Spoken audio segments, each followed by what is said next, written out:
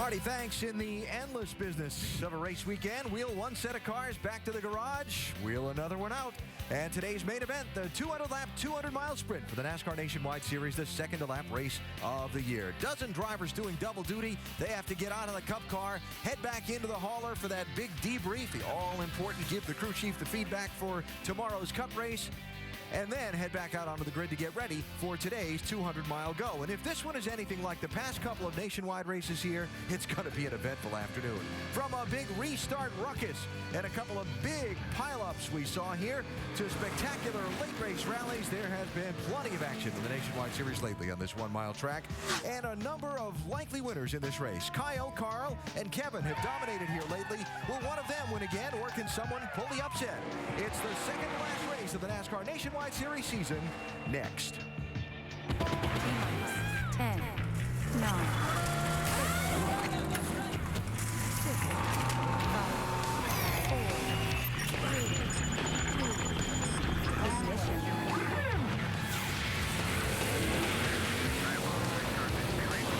ESPN welcomes you to NASCAR Countdown as a busy and beautiful Saturday of action picks up the pace for the penultimate race of the NASCAR Nationwide Series season at the Phoenix International Raceway in Avondale, Arizona. The lineup for this race was set about 4 hours ago. Time trials held this morning local time. Justin Allgaier set the third fastest lap in his Penske Dodge, hoping to close out his run with that team with a win today. Carl Edwards, last week's winner in Texas, was second fastest. Remember that second starting spot? A little bit more information on that later in the show. And on the pole, in new track record fashion, Joey Logano, his series leading 7th pole of the season. Logano to lead the field to the green flag shortly. Here are your top 10 starters. Some heavy hitters in there. Kevin Harvick, Kyle Busch, Martin Truex Jr., the two-time series champ, plus some younger guys in the top 10, Steve Wallace and Trevor Bayne, and David Gilliland with a top 10 starting spot as well. Let's head trackside to kick it off. Dave Burns is with Justin Allgaier. And he, of course, as you just showed, Alan, qualified third today. How do you get your second win of the season with all these Cup ringers in here today, Justin? I think the same way we got our first one. You know, at Bristol, all the Cup guys were there, and we had a really strong race car. The Verizon Dodge was good at Bristol.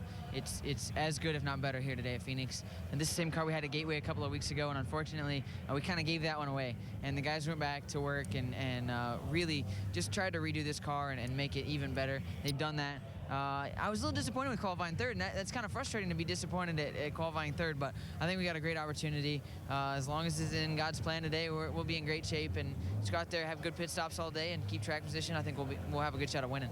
Great, thanks, Justin. We'll be watching from inside row 2 there, Alan. David, thank you. We have quite the spot for our ESPN pit studio here in Phoenix. We're right outside the wall at the exit of turn 2. The cars literally run right straight at us, and we hope they turn before they get here. Inside, Alan Bestwick with former Phoenix race winner Rusty Wallace, team owner Big Brad Daugherty, and champion crew chief Ray Evernham. Tell me why this track is so much fun. Well, personally, I think it's fun because it's flat, it's slick, and this doggone thing is a lot of fun to run. Like, it has a real short track feel to it, though. I feel like I'm at Richmond or Martinsville or something like that because the place is so flat. You're running real low air pressures, real grippy tires, stuff like that. But one thing also that it has, guys, is a lot of history. That's one thing I do like about it, and I respect about it. A.J. Foyt has run here. Pernella Jones has run here. Mario Andretti has run here.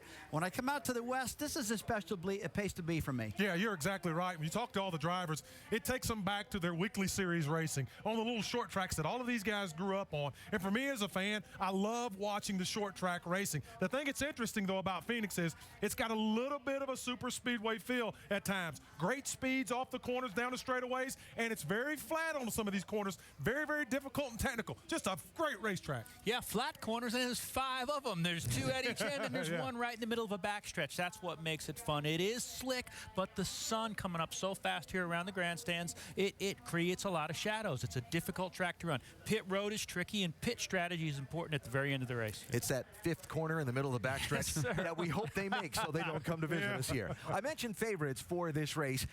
3 drivers have been a cut above the field at this Phoenix track lately in the Nationwide Series. Kyle Busch won 3 of the last 6 in the Nationwide Series here. Carl Edwards won 2 of the last 4, including this race a year ago. And Kevin Harvick has finished second in the last 2 straight at this track. 3 good picks for today's race. So will one of those 3 win, or will somebody else pull the upset today? What do you think? I think those three guys are fantastic. No doubt about that. They got the most experience here. They're veterans. They flat know what they're doing around this racetrack. But personally, I do think they can be beaten. I think a new guy can win today and probably will, or maybe will. Yeah, I mean, I think it's might be right. hedging. I'm a little hedging right there. I think it can happen, though. I think what we'll see today is Kevin Harvick. I talked to Kevin Harvick and his crew chief, Ernie Cope, right before the race. I said, man, Kyle Busch kicks you guys' butts every weekend. When's it going to change? And Kevin said, we've got a really good race car. And Ernie told me, we found some stuff. Plus, Kevin is hyper-focused on this weekend and winning a championship. So racing is all that's on his mind. He'll be a serious threat today. Well, certainly Kevin, Carl, and Kyle, they're all going to be serious threats. But when I look at how strong the Penske Dodges have been on the flat track, I think, wow, and then you'd say, well, of course, Brad Keselowski, he's the champion. But I think that guy right there, Justin Allgaier, is going to be tough. He drove by Brad Keselowski at Gateway a couple weeks ago, only give it up on pit road, and I really think that today may be his day. He's the guy that I'm going to go with to watch. Yeah. Going to be a really interesting 200 laps around this mile track, we believe, for the afternoon. Now, this is the home track for Danica Patrick. Although a native of Illinois, Patrick lives in Scottsdale, Arizona. Of all the open-wheel drivers who've given stock car racing a try in recent years, none has had more scrutiny than Patrick, certainly. And as this season winds down, we asked her to reflect on her NASCAR experience so far. Well, 2010 has been an up and down year. There was so much curiosity and so much interest to whether or not I'd do the Daytona race in the nationwide car. It is official. Danica Patrick will make her NASCAR debut this weekend at Daytona International Speedway. Saturday, Danica goes head-to--head with the sport's male stars. Danica Patrick will enter Saturday's nationwide series race there at Daytona. At the beginning of the year, I was a little hard on myself, just with the lack of laps I had, and was a little discouraged and a little bit confused, and you kind of jump in the car and don't really know what to do every time. Not been a great day for Danica. Where the hell was I speeding? Danica not going to be happy. Holy he's turned down. Every time I think I'm going to do well, I don't do well. And every time I'm not sure what to expect, I do well. It was really nice to go back to Fontana for a second time. I was actually kind of nervous because, okay, well, if I'm not better when I go back, this is going to be really bad. And what if I just don't get it there? And so to go back there for a second time and to do well and qualify in the top 15 and shoot, just be able to see the leaders at all. Like, see the leaders on the green flag for the start, see the leaders for a restart. I mean, I hadn't seen that all year. Danica Patrick, first repeat try at a stock car race this year. Look who's in the lucky dog spot. Danica Patrick is starting to pass a lot of cars. You're doing it, girl. It looks good. I was actually just kind of sitting back and waiting a little bit for everything to settle down and the cars to string out a little bit and to pass them one by one. But then the yellow started coming out. That's when you really get bunched up. Trouble in the middle of the back straightaway. Looks like 2-3 cars involved. Danica Patrick, one of those cars. Definitely contact from James Busher. If he in any way starts to act up out there, yeah, I'm going to do something about it.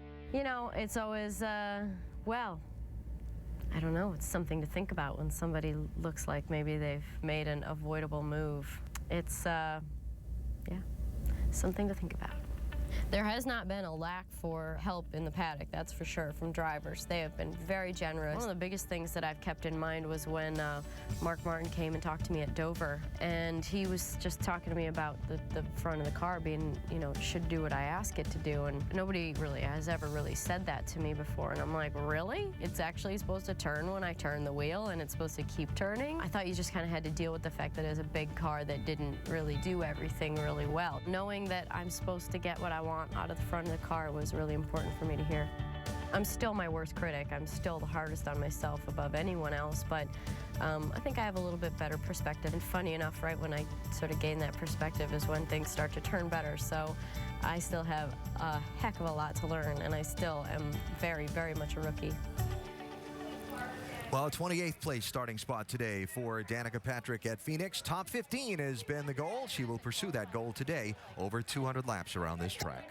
Coming up, restarts. They decided the Texas race last Saturday between Kyle Busch and that man, Carl Edwards. They were a huge story in the last race here as well. We'll take a look, talk about the restarts, the rules, the strategies, and the art of getting it just right when NASCAR Countdown continues from Phoenix. Did you know the edible cactus industry in Mexico yields $150 million a year? We're going into cactus business, boys.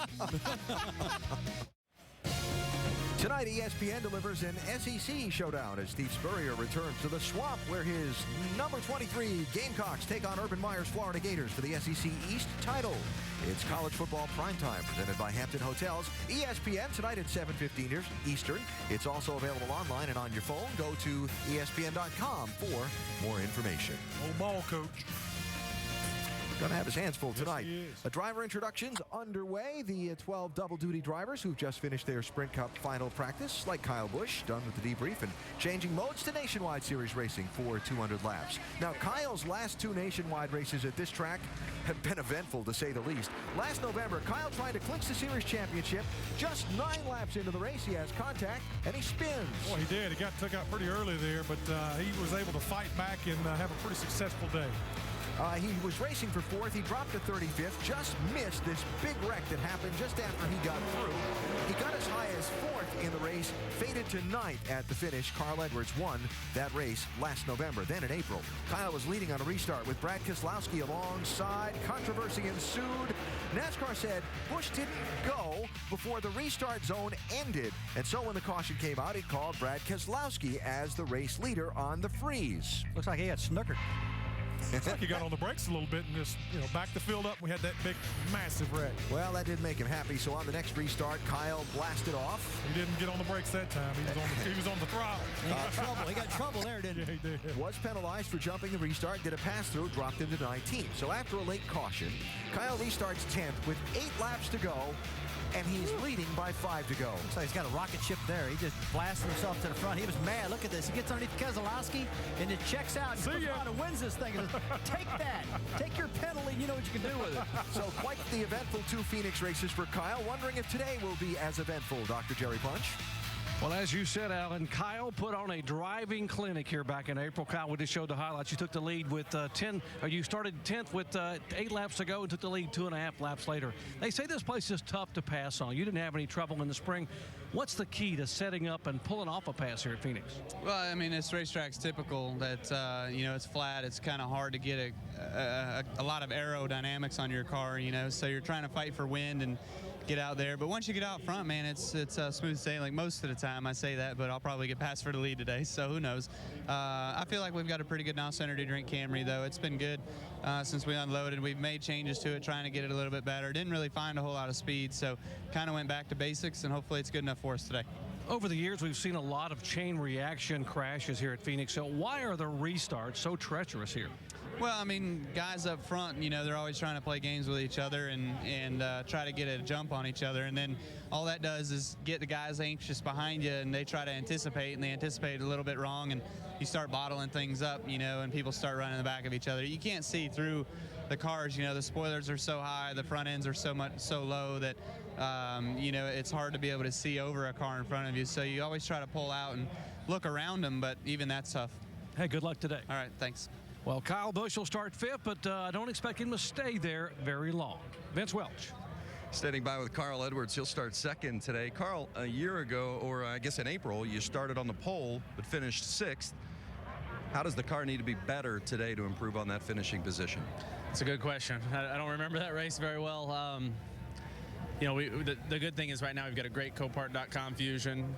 The qualifying went really well. I think that pit stall that we've got is the same pit stall we won the last time here out of. It's a good one, and we got a lot of folks from Fastenal here, a lot of folks from Ford that are really excited.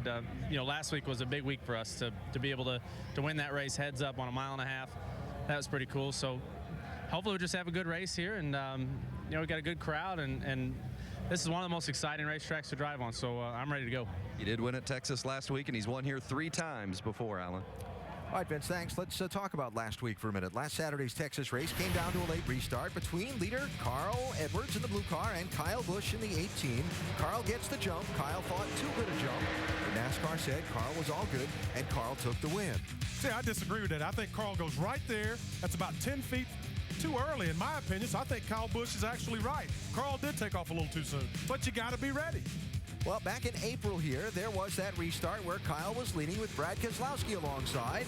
NASCAR said Kyle didn't initiate the restart while inside the restart zone, and when the caution came out for a crash behind them, called Brad Keselowski the leader. I agree with that. I mean, I think that Kyle looks to me like got on the brakes there, slowed the field up, and created a traffic jam behind him, did a little brake checking. So I think he was wrong in that instance. Let's review the rules first for a restart. There are 2 lines on the outside wall of the racetrack. The approximate computation is whatever the pit road speed limit is, in this case 45 miles an hour, times 2 in feet. So that zone is 90 feet wide here at Phoenix today. And within that zone, the driver that's leading the race is supposed to decide when he goes and go. If he gets to that second line and hasn't gone yet, the starter's going to throw the green flag and it's on.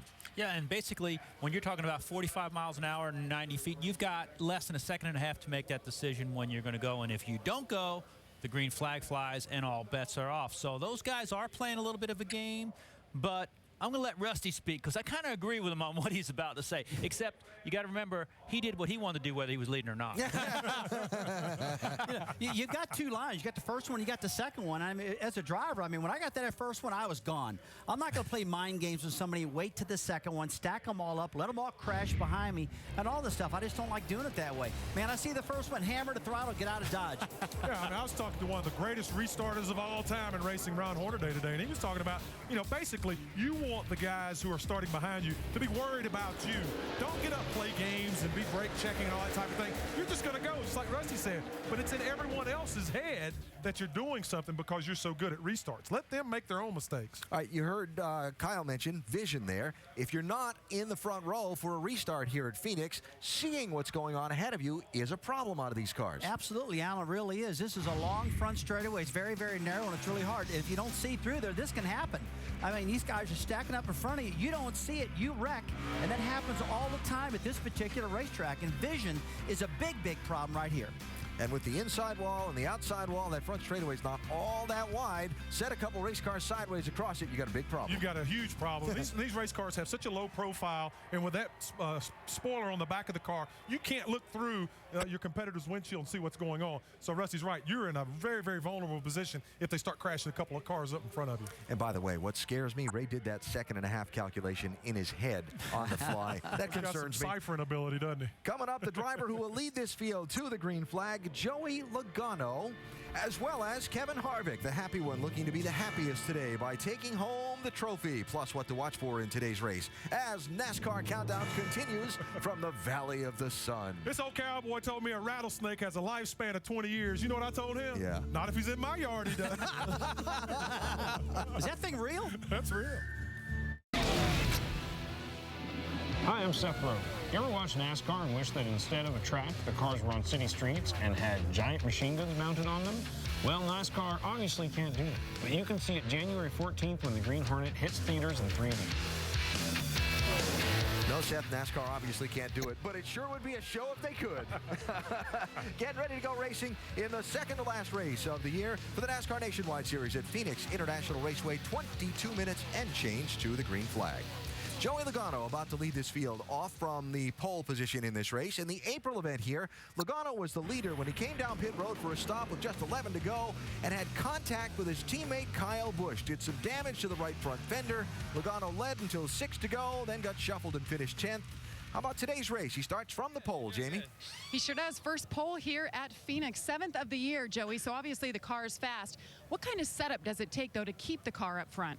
Oh, we'll see. I feel like I got a really good car. You know, we made a couple good adjustments at the end of practice that really felt like the balance really was a lot more consistent from the beginning of the run to the end.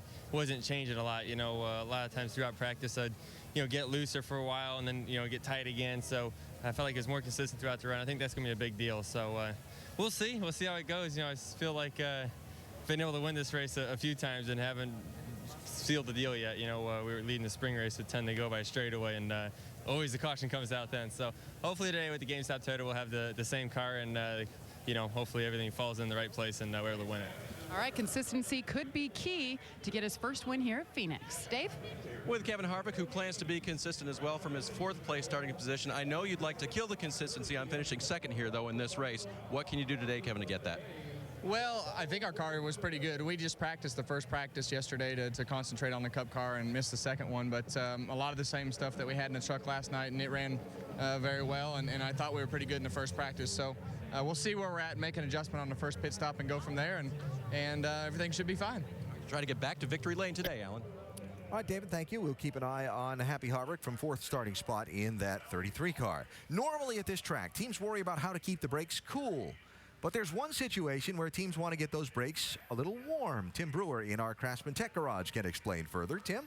Thanks, Alan. These brake pads are designed to work around 1,300 degrees. But anytime you're at the start of the race, and especially during restarts, you don't have that much heat in them. So you have to rely on the brake balance in the car. So the drivers, if they cranked a lot of ballast, a lot of pressure to the rear wheels to make the car turn in practice, they got to be real careful at the start of the race when they don't have a lot of heat in the brake pads, because you might lock the rear wheels up. That'll be exciting on the restarts as well as the start. AB? I think exciting would be an understatement there, Tim. Thank you very much. We'll keep an eye on if anyone has early lapse trouble today because they locked up the rear brakes.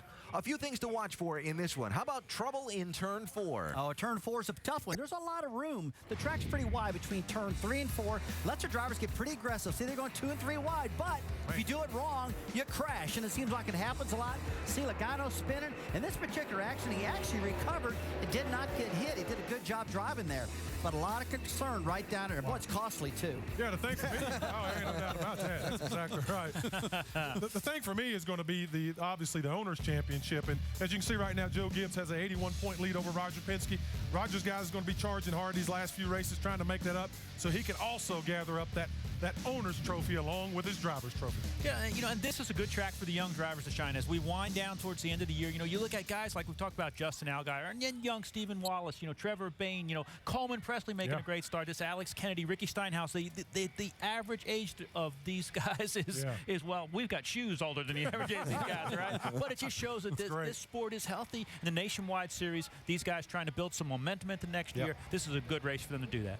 We will keep an eye on some of the young guys. Cole Witt making his Nationwide Series debut in this one for the Red Bull Racing team. I'll give you a little curiosity to watch for today.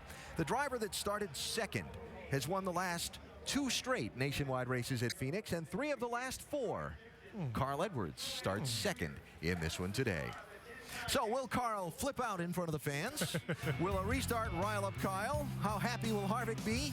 Or will there be a completely different storyline that I haven't figured out how to alliterate yet? The answers to these questions and more, over 200 laps on the Phoenix Mile. The opening ceremony coming up next from the Valley of the Sun. Don't know what the weather's like where you are, but don't you wish you were here? Phoenix International Raceway, the Gila River on one side, the Desert Mountains on the other. It's in the middle of where all the action is this weekend on this tough 1-mile track. The second to last race of the NASCAR Nationwide Series season is about to unfold. Our ESPN coverage presented by Dodge. A Dodge driver's already locked up the Series Drivers Championship. Today, Brad Keselowski would love to add another win to what's already been a tremendous season. That will not be easy, though, against the strong field of 42 others. We go trackside for the opening ceremony. And now, please rise and remove your hats as the Carl Hayden High School Junior ROTC present our nation's colors. Please welcome Phoenix International Raceway Chaplain Ken Bowers as he offers today's invocation. Heavenly Father, we thank you again for allowing us to join you here for another day of racing. Mere words are inadequate to express our thanks for all the blessings that you provide for us. So I'm asking everyone to just think the words thank you right now. May we have a safe day of racing, and we ask all of these things in your name, and everyone said, Amen. Please welcome country recording artist Jessica Emerson from Tucson, Arizona, as she performs our national anthem. Oh, say, can you see by the dawn's early light what so proudly we hailed at the twilight's last gleaming, whose broad stripes and bright stars through the perilous fight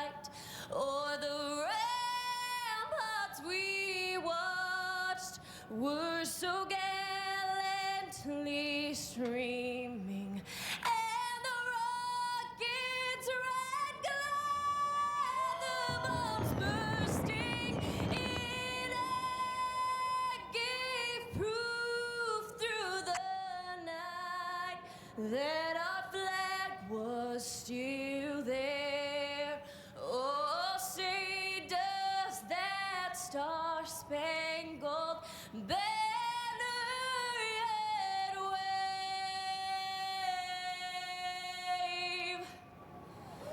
o'er the land of the free and the home of the brave?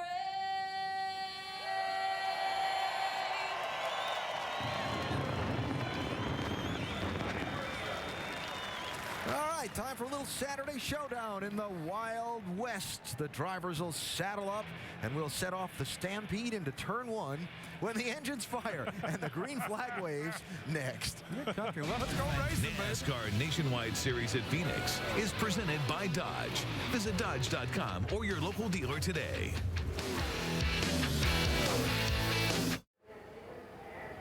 It's a huge sports weekend in Phoenix. The Suns and Coyotes played last night. Arizona State home later tonight. The Cardinals tomorrow. And it's race weekend. The chase continues Sunday. Today, it's the NASCAR Nationwide Series going green at Phoenix International Raceway. Let's reset some of the stories for this race. From pit road, here's Vince Welch. Well, Alan, Jason Leffler has 2 races left to put a positive finish on what has been an otherwise less than satisfying season. And this is just the kind of racetrack that he'd like to do it on. It's the most comfortable track for him. It's the kind of track he cut his teeth on. He's a short track racer, and he's had his most success on this type of a racetrack. Crew Chief Eddie Pardue has given Leffler a good car all weekend. Both men think a top 5 is in order, maybe even better. It would certainly go a long way toward making Leffler feel better about 2010 if he could have a big run today. Jamie Little?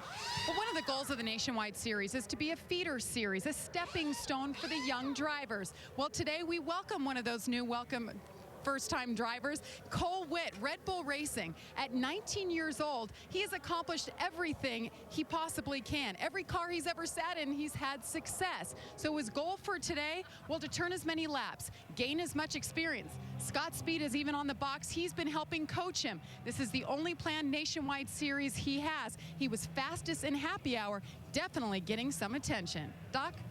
Well, Jamie, Kyle Busch has won 3 of the last 6 races where they've run here in the Nationwide car at Phoenix. And the crew says, we know how to get to victory lane. We also know what's important here.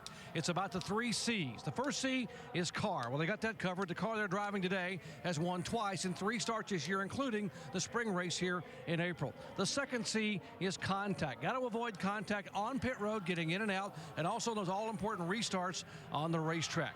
And the third C is courage. Well, Kyle doesn't lack here at all. If you saw the final laps of the spring race, you totally understand that Kyle has a huge set of skills that allows him to do things with cars no one else can do. So look for Kyle to pull off the season sweep here at Phoenix today. Dave Burns. Doc, Eric Almirola loves this Phoenix International Raceway. Says it races like a short track, even though it's a mile. And that's a good thing, because in just a few series start this season, Eric's best finish came in a true short track, the O'Reilly Raceway Park. Remember, he's been on this track all weekend long, running the Cup Series tomorrow. He qualified 9th. He finished 5th in the Cup Series, and he finished 5th in the truck race last night. So Eric very familiar with how the track is this weekend and hopes he can move forward from a 17th place starting position. Alan? All right, David, thanks. A couple of others to quickly point out before we go green. How about the 2-time champ, Martin Truex Jr.? Oh, he's going to be good. He's qualified really good today in the 6th position. He's run up front a lot here, so he's a guy to take a look at. Paul Menard will be very, very strong today. He's done an outstanding job this year in this Nationwide Series. I would not be surprised at all to see that 98 up towards victory lane. Hey, and I worked with Stephen Wallace a little bit yesterday, having some fun. Has a really good race car today. Might be a time for him to break in victory lane. Starting in the 8th spot, let's go trackside and get them all started. Race fans, please welcome Crew Chief of the Year, Gil Martin, as he delivers the most famous words in motorsports. Lady, gentlemen, and Harvick, start your engines!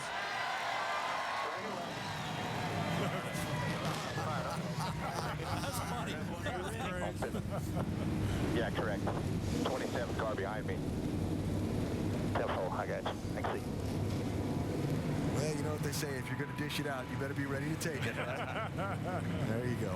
All right, so the field and Harvick fired up and almost set to go. You know, it's an urban legend that this track's infield and hillside have to be cleared of rattlesnakes before the race weekend each time. It's also an urban legend that each of our three men in the booth ate some rattlesnake as part of their lunch just now. Marty Reed, Dale Jarrett, Andy Petrie. It does taste like chicken, you know. It was last week. We had it in Texas. I'm telling you the truth. We really did, Alan. Hello and it's again. good. It really was good. Hello again, everybody, and glad that you're with us. You know, the championship's been decided. Congratulations again to Brad Keselowski. But, guys, we still have a lot of agendas to finish up on. Oh, yeah, there's a lot of stories in this field and a lot of people with a lot to prove. And you've got people like Paul Menard. We heard Brad say Paul was going to have a good race. Now, he's won here in a late model series before. He is 5th in points, and he's got, you know, a good car. He can win this race, so he's got a lot to prove.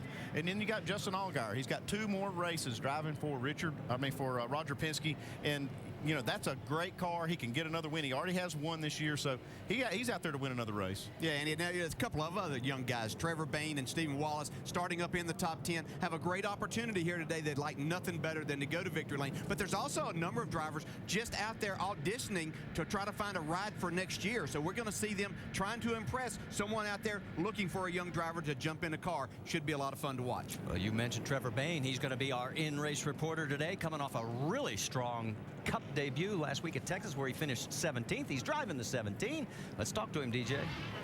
Hey, Trevor, Dale Jarrett, the ESPN. You have a copy? Sir. Hey, let me say congratulations on a great job last weekend, and that kind of goes into our mailbag question. Allison from River Oaks, Texas said, did you learn anything while running your first Sprint Cup race that you will apply to your nationwide racing? I don't know if it's one thing that you can just transfer directly. There's so much different in those cars. But I think just handling that kind of horsepower and handling those speeds and just driving that style car, now when I come back to this nationwide car, it almost seems a little bit easier. It's kind of like taking that step back. So I think that's why you see the Cup guys run so good in these nationwide cars, because once they master those Cup cars, then these nationwide cars just seem a lot easier to handle. All right, Trevor. Hey, it looks like you've made a pretty seamless transition over to Roush Racing. Has it been as easy as what it looks from the outside?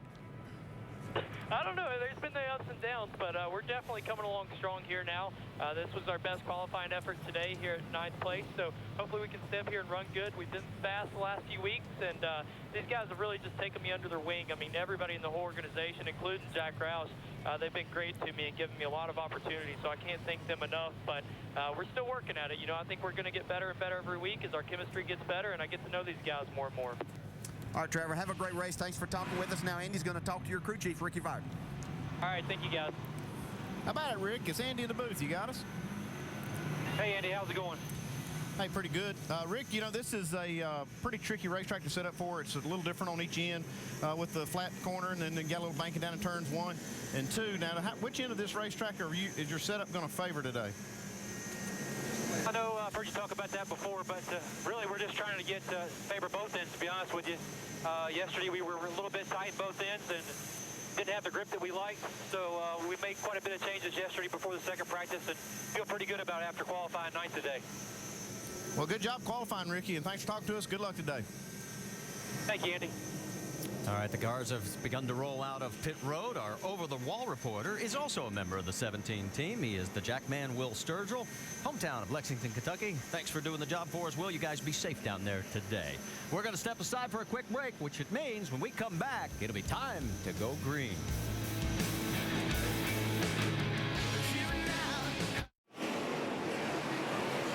Just about ready to go green here at Phoenix. The next to last race of the NASCAR Nationwide Series. Starting grid will come across the top of your screen. We can tell you that Brett Rowe, Eric McClure, Darrell Haar, Kevin LePage, Chase Miller, Carl Long did not qualify. And Mike Bliss is going to the rear for an engine change. And David Green, even though he was starting in the rear, is going to stay there because he missed the driver's meeting. Take a look at the farm boards quickly. We've got one with Danica Patrick, Justin Allgaier, and we've already talked to Trevor Bayne, Kyle Busch, Kevin Harvick, Brendan Gaughan, Stephen Wallace, and Ryan Truex round out our onboard list. So we take a look at the track facts here at Phoenix. Obviously, it's the corners that we always seem to focus on. Yeah, just not a lot of banking there. These guys have to really slide the cars through there, and the driver that can do that the best is going to be up front today. Pace car bringing him down through turn number 3 as we're getting ready to go for 200 laps here at Phoenix International Raceway. On point, Joey Logano, Carl Edwards, Justin Allgaier, Kevin Harvick, Kyle Busch. That is your top 5. The pace car pulls down onto pit road. Green flag in hand. And the Wypall 200 at Phoenix International Raceway is green.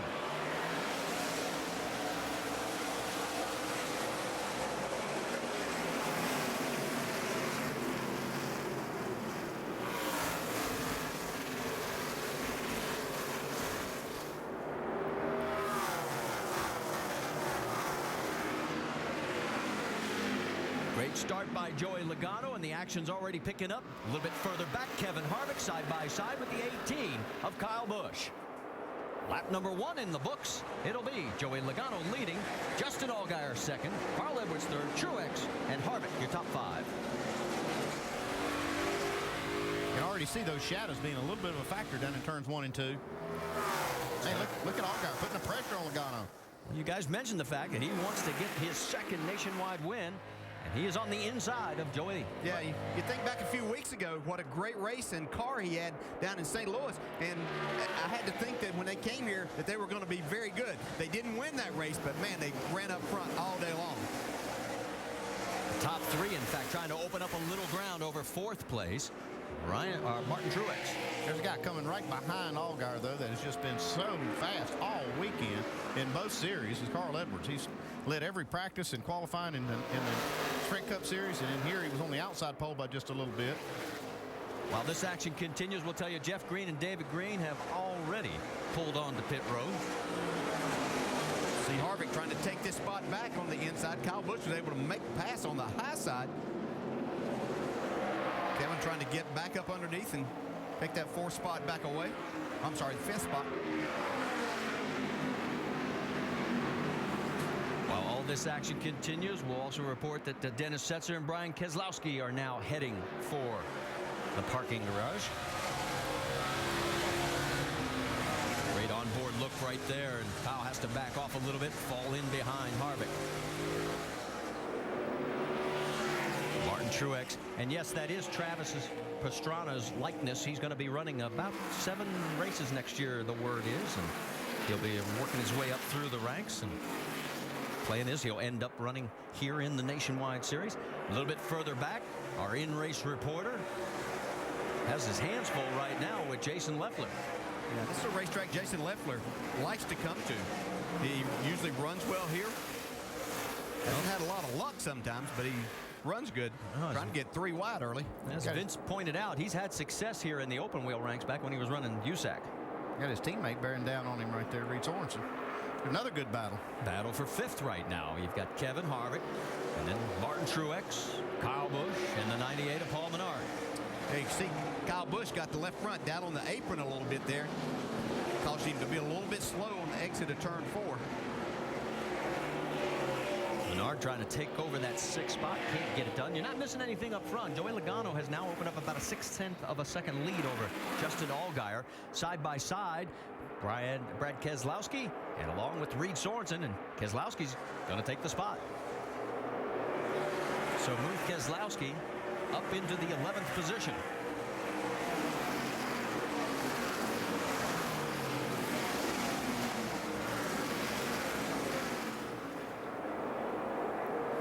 You get an idea of the top 3 as they have pulled out and opened up some ground over 4th place Kevin Harvick.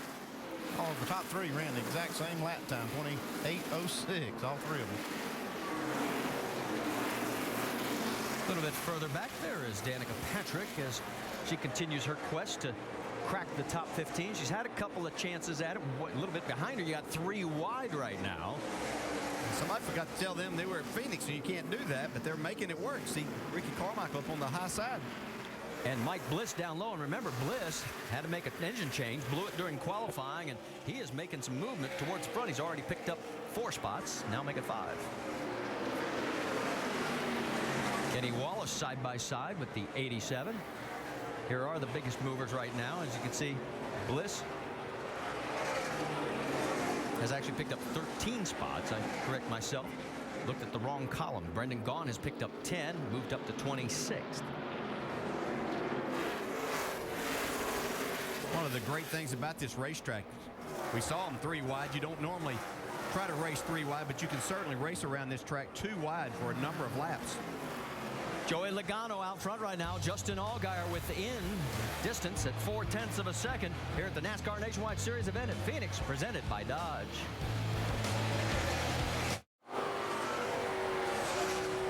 If you're a Verizon Wireless customer, text Champion to 43776 and you can get exclusive Champion Chats content from our NASCAR Now roundtable of experts. This week, the discussion, the crew swap between the 48 and the 24 and its effects. Back here at Phoenix, we have put down 15 of the 200 laps. Joey Logano has led every single one of them. You're on board with Justin Allgaier, who is 0.6 of a second behind. Carl Edwards is third, then Kevin Harvick and Martin Truex round out the top 5. Now, Paul Menard was putting pressure on Kyle Busch during the break, had a bit of a bobble. Let's go back and take a look. Drives up underneath Kyle Busch right here. Paul does. I think it's just a little bit on the apron. Whoa, baby. Yeah, a lot of times you use that to get your car turned a little bit and get some drive off there, but that actually is a banking on that apron that falls away from you, so you have to be extremely careful. See, Paul did a nice job of saving it, but has now kind of lost contact with Kyle Busch. See, Steve Wallace caught up with him before he was able to gather it back. Yeah, he sort of dropped into the clutches of the 66, and now Steven's trying to put him away here as we're working lap number 18. A lot of times you heat that right rear tire up like that one time. You have to give it some time to cool off, as you see a battle for second now. Carl Edwards coming to life as he's putting pressure on Justin Allgaier. And he talked about how Carl's just been fast everything he's been in out here this weekend. And he'd like nothing better than to get to that second spot and see if he can go, see if he's got anything for Mr. Logano.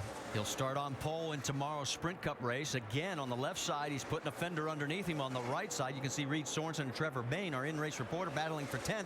And on the left side, these guys are side by side. Yes, makes it difficult to make this pass with these tapered spacers and the lack of horsepower that you have. As you see, we're going to split David Green in that 49. And that was the advantage for Carl, because Justin had to take the high side, but here he comes right back. Yeah, got a lot of momentum coming off there. Nice move by the young Allgaier on the wily veteran. And by the way, former champion of the series. Nudge right there. Oh, man, that's some close racing right there. It's pretty textbook there is what you do in trying to make a pass on this racetrack. Sometimes you have to use that bumper to just break traction. See, jumping in the throttle there and putting the slide job on. Now Carl go after Joey Logano. Well, of course, Justin, the highest nationwide series regular in the points in 4th.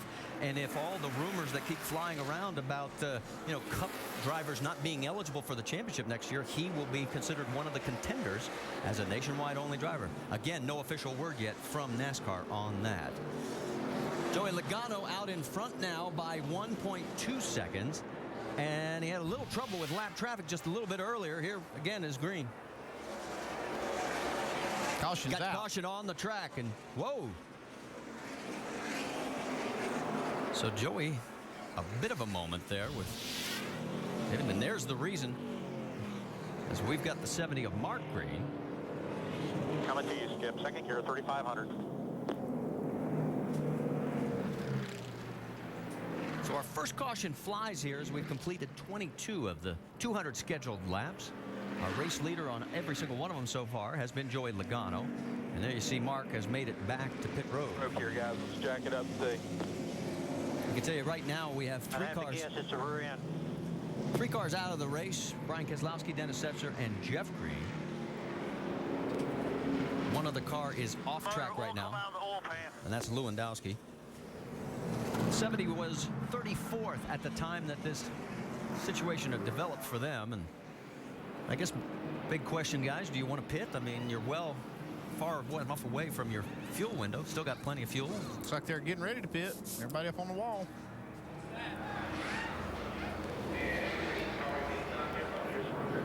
They're limited in the number of tires they have. It's not an extremely long race. They don't expect to be on pit road too many times. I would think they would take advantage and put 4 tires on here. Everybody is coming down, so let's send it down to Dr. Jerry Punch. 4,700 RPMs, 45 miles an hour. First pit stop of the day. And the 12 car, Justin Allgaier, complaining he's doesn't have enough grip getting in the corner, a little too free going in. They're going to make a 4-tire change and also make an air pressure adjustment to give him some overall grip. Jamie. Carl Edwards in the middle of your screen. Last year's winner says he needs to be freer through the center, yet tighter on the gas. Wedge adjustment, 4 tires, and Sunoco fuel. Dave? Fourth place Harvick says he's loose in and on the gas. Air pressure adjustment for him. Leader Logano wants to be better on the short run at the beginning of his runs. Down on the track bar, that's already happened. Almirola goes by him, and Joey heads off pit road. And our Nationwide Insurance race off pit road with a 2-tire change. Eric Almirola, the big winner there. Joey and Carl drop a spot. And another 2-tire change at the bottom of the screen for Brendan Gaughan. It helps him be the 10th off of pit road. You can see the cleanup for the blown motor. ABC Saturday Night Football delivers regional action. Most of the nation will see a Big 12 battle as the nation's leading receiver Justin Blackmon leads the Cowboys' dangerous aerial assault against Mack Brown's Texas Longhorns. Saturday Night Football presented by Southwest Airlines on ABC at 8 Eastern and 5 Pacific. And some of the nation will see USC take on Arizona or Clemson versus Florida State. Go to ESPN.com and search maps to see where you can find your game. No free pass this time around because everybody was on the lead lap, those that were still out on the track. David Gillen has now pulled off behind the wall. David Green has come back out, although he is 10 laps down. Mark Green's situation from Vince Welch, it was a transmission first and also the engine. That followed, and that's why we've got a huge oil cleanup going on. And you can see we're still under this caution. Let's step aside quickly, and we'll come back and go back to Green Flag Racing. Just about ready to go back to Green Flag Racing after a big oil cleanup created by the 70. And right now, we've completed 28 laps of the 200. Now, Tony Raines decided to stay out, so he is the race leader. Right behind him is Almirola, Edwards, and Logano. Let's check in on Justin Allgaier, who will restart in the 10th position. Doc? And Marty, before the race, the crew told me, he said, you know, we've got a car and driver that can run up front. I'm not sure, though, we've got a crew that can keep him up there with regard to pit stops. Here's what Justin had to say just a moment ago. I know you guys are giving everything you got, and I'm not beating you up, but there's no reason that we should be beat by 4 guys out of the pit. We just need to make sure we make no mistakes. We can't make any mistakes today. I'll take a little bit slower time for no mistakes.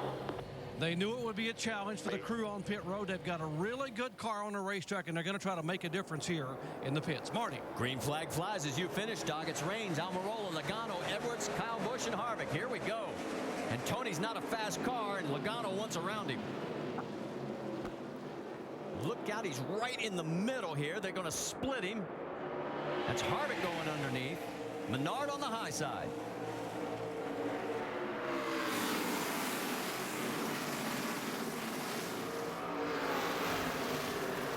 Everybody sort of sorts it out, and right now it looks like it's going to be Eric Almirola that's going to take over the race lead, so he'll be our 3rd leader. Tony Raines led the 6 laps under caution.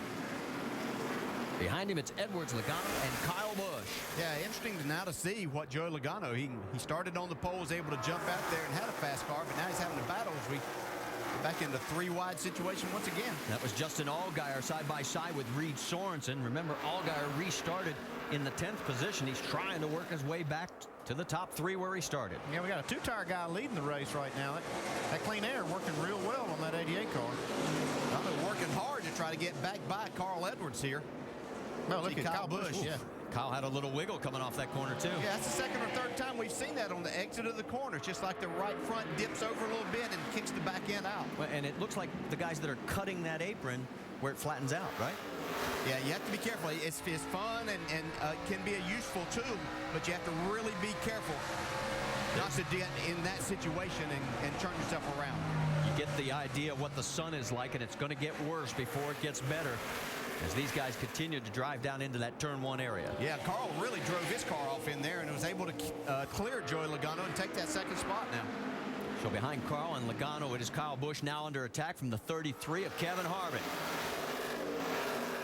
Looks like Harvick's car rolls the center of the corner just a little bit faster, but the 18 car got off the corner better. You see Kyle trying to utilize that higher side. You can get that car on the inside pinned down. He's not able to stay in the throttle and carry the momentum. See a little bit further back there, Reed Sorensen trying to get underneath Paul Menard. So within the position of about 4 spots, we've got 2 battles going on. Well, that's a pretty nice move that you just saw right there from Kyle Busch, making a pass on the high side. As a driver, you really like to know you've got a car and a racetrack where you can utilize inside or outside. So move Kyle up into the 3rd spot, Joey back to 4th. Everybody chasing Eric Almirola, and everybody also on pit roads locking away that 2-tire change. See, Justin Allgaier gets around Paul Menard. So move Allgaier into the 8th position. He's picked up 2 spots. Yeah, and he gave his pit crew a little pep talk, as we heard there. So getting the job done on the racetrack.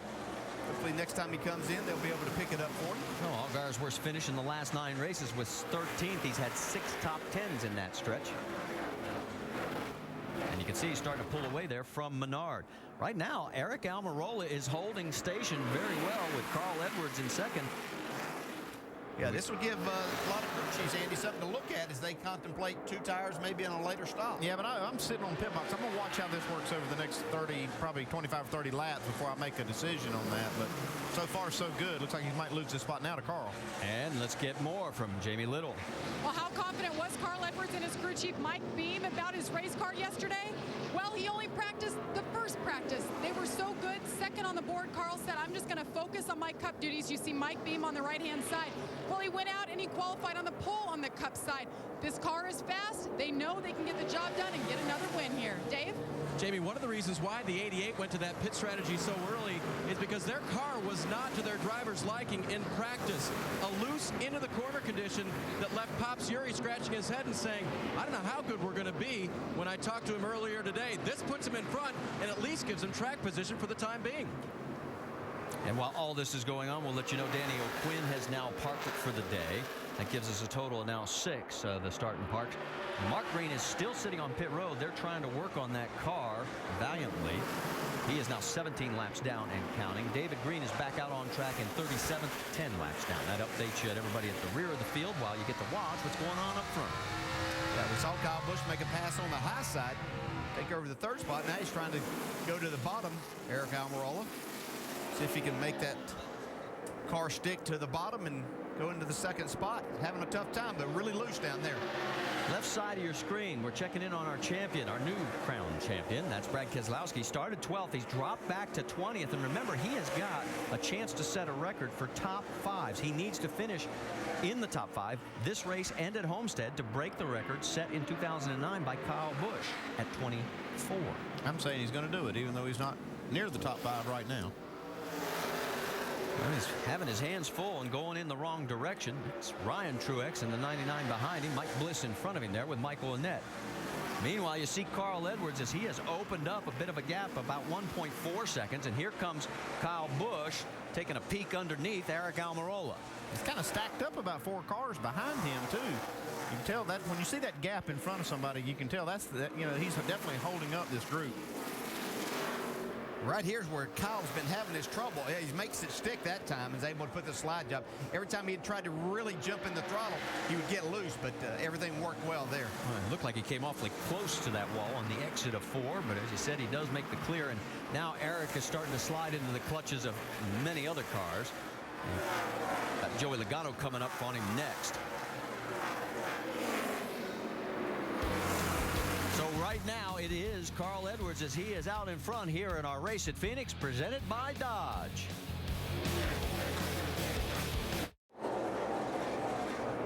Welcome back to the Wypall 200 here at Phoenix. And make sure to go to NASCAR.com for all your latest NASCAR information. Beautiful view from high above. As Carl Edwards is our 4th different leader. We've had 3 lead changes, and there he is at turn 4. He's got a 2.5-second lead over Kyle Busch, biggest lead we've seen all day so far. Joey Logano is 3rd, Kevin Harvick 4th, Eric Almirola runs in the 5th spot. We mentioned Brad Keselowski right before the commercial break. He has managed to get up into the 19th position, but he's had to be a little physical to do it. Let's go back and show you exactly what we're talking about. Watch Brad here He's gotten back in traffic going down into turn 3. Whoa. That bump drafting doesn't work too good in the dog leg. Yeah, it's actually in the dog leg. Yeah. And Mike Bliss made a nice recovery to hold on. And then there was another example a little bit later. But Brad is still trying to fight his way up towards the front. Let's check in again with Jamie Little. And Brad Keselowski got back there in traffic after a long pit stop. And Brad came on the radio after that incident. This is what he had to say. Hey, which switches are brakes and which ones are tires? Still inside. It's the same switches as been all year, man. Nothing's changed. I know you're busy down there. Just take a look down the front. Same switches. Well, I haven't new all year, so there you go. Having a little fun there, getting confused on the switches as he continues to battle side by side. But for more on those switches that Brad referred to, let's go to the Craftsman Tech Garage and Tim Brewer. The switches he's trying to control are on the dash, but these are the bead blowers right here, and you have a set of fans that conduct airflow to the front wheels. He's probably got a little fade in the brake pedal, but the tires are building up a little bit because of the heat. But the switches, they're right here in this area right here. You can see right rear, right front, left rear, left front, but more importantly, the bead blowers right here, and he can control them all from inside the car. Marty? All right, thanks, Tim. And while you were talking, Brad did manage to get around Michael Annett, move him up to the 18th spot. Right in front of him is the rookie Cole Witt. We told you about him in Countdown as he's making his first start. It's about a second and a half ahead of Brad. And as we pull back, there you'll see him in the Red Bull car. And he has got his hands full with Colin Brown. You saw those switches that Brewer was talking about, and you can see how confusing that would be. And looks like Brad Keselowski a little busy out there right now. He probably doesn't have time to look down and read all those switches. He just wanted to know which one, maybe from memory, that they could tell him to turn on. Yeah, we keep looking at Cole Witt right here. You know, he's going to drive the number 60 truck at Homestead. That'll be his NASCAR Camping World truck debut. And boy, he impressed everybody yesterday. He was atop of the practice charts.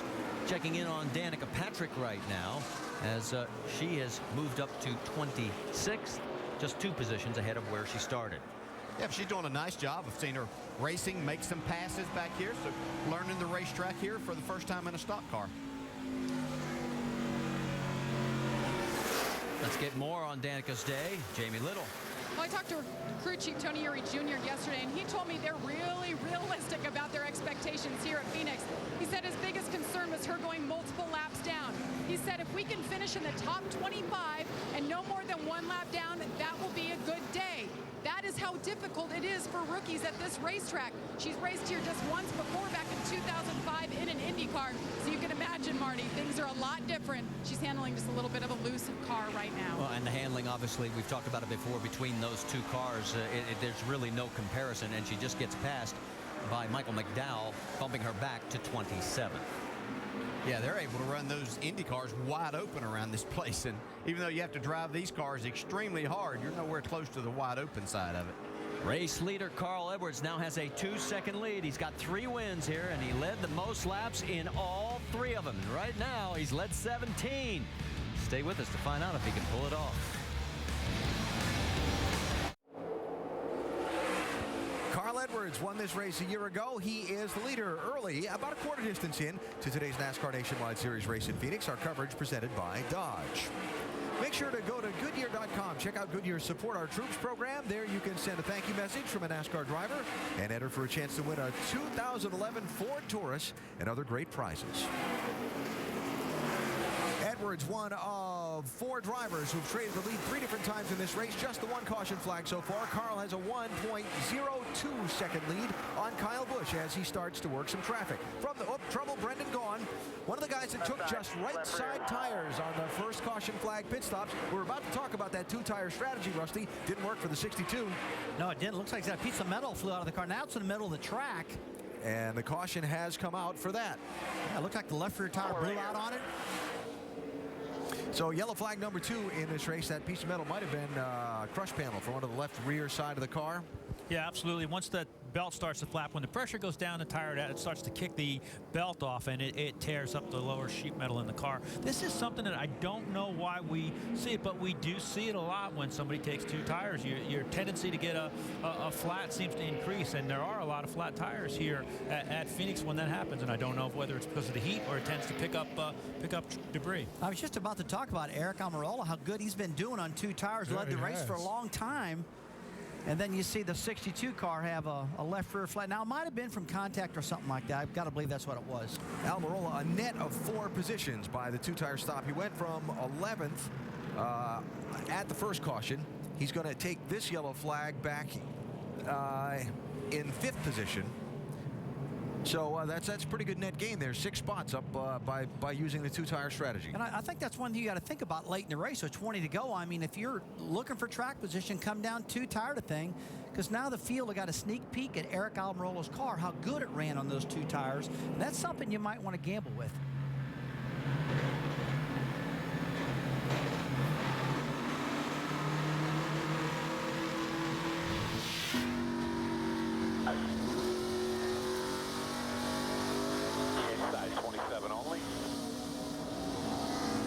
Looked like it might have gone inside, clear. Knocked the valve stem off that tire, getting together there on the 27. Yeah. Coming to pit road, guys, flat tire. Left side, left rear. See, one problem they have, guys, is the tailpipes in these cars stick out the right side. If another car slides up into your left rear to blow that tire out, and it looks like that's what happened to Brendan Gaughan's car. All right, pit road is open. It'll be about 40 laps after the last set of pit stops, so we should see everybody in here, and they'll throw another set of tires at it. We'll see if anybody decides to go for just the right side strategy this time, Doc. And Alan, despite running second, Kyle Busch said the car is very loose in, very loose off, and tight in the middle. Jason Ratcliffe has made the call. They'll make an air pressure adjustment. They will pull rubber out of the right rear and also put 4 tires and top it off with fuel. Jamie. Carl Edwards says he starts off barely free, and then the car is really good after that. Air pressure in the fronts, 4 tires, and he wants a drink. Dave? Kevin Harvick gives up 4 spot for a pit stop. His car went to the tight side. Going to put air pressure back in the right rear that they took out the first time for Kevin. Meanwhile, Joey Logano running in the 3rd position coming in. Looks like they're going to make a 4-tire stop as well. Fill it full of Sunoco fuel. He was a little free at the start of the run again, so again they'll go down in the track bar, but a slow stop for the 20. Nationwide Insurance race off of pit road. There was somebody throwing that 2 tires at it. Little track position for the champ, Brad Keselowski. You got to try it. He did a good job. He's moved up to the 3rd position now by doing that. And Kyle Busch's team taking over the lead with their stop on pit road.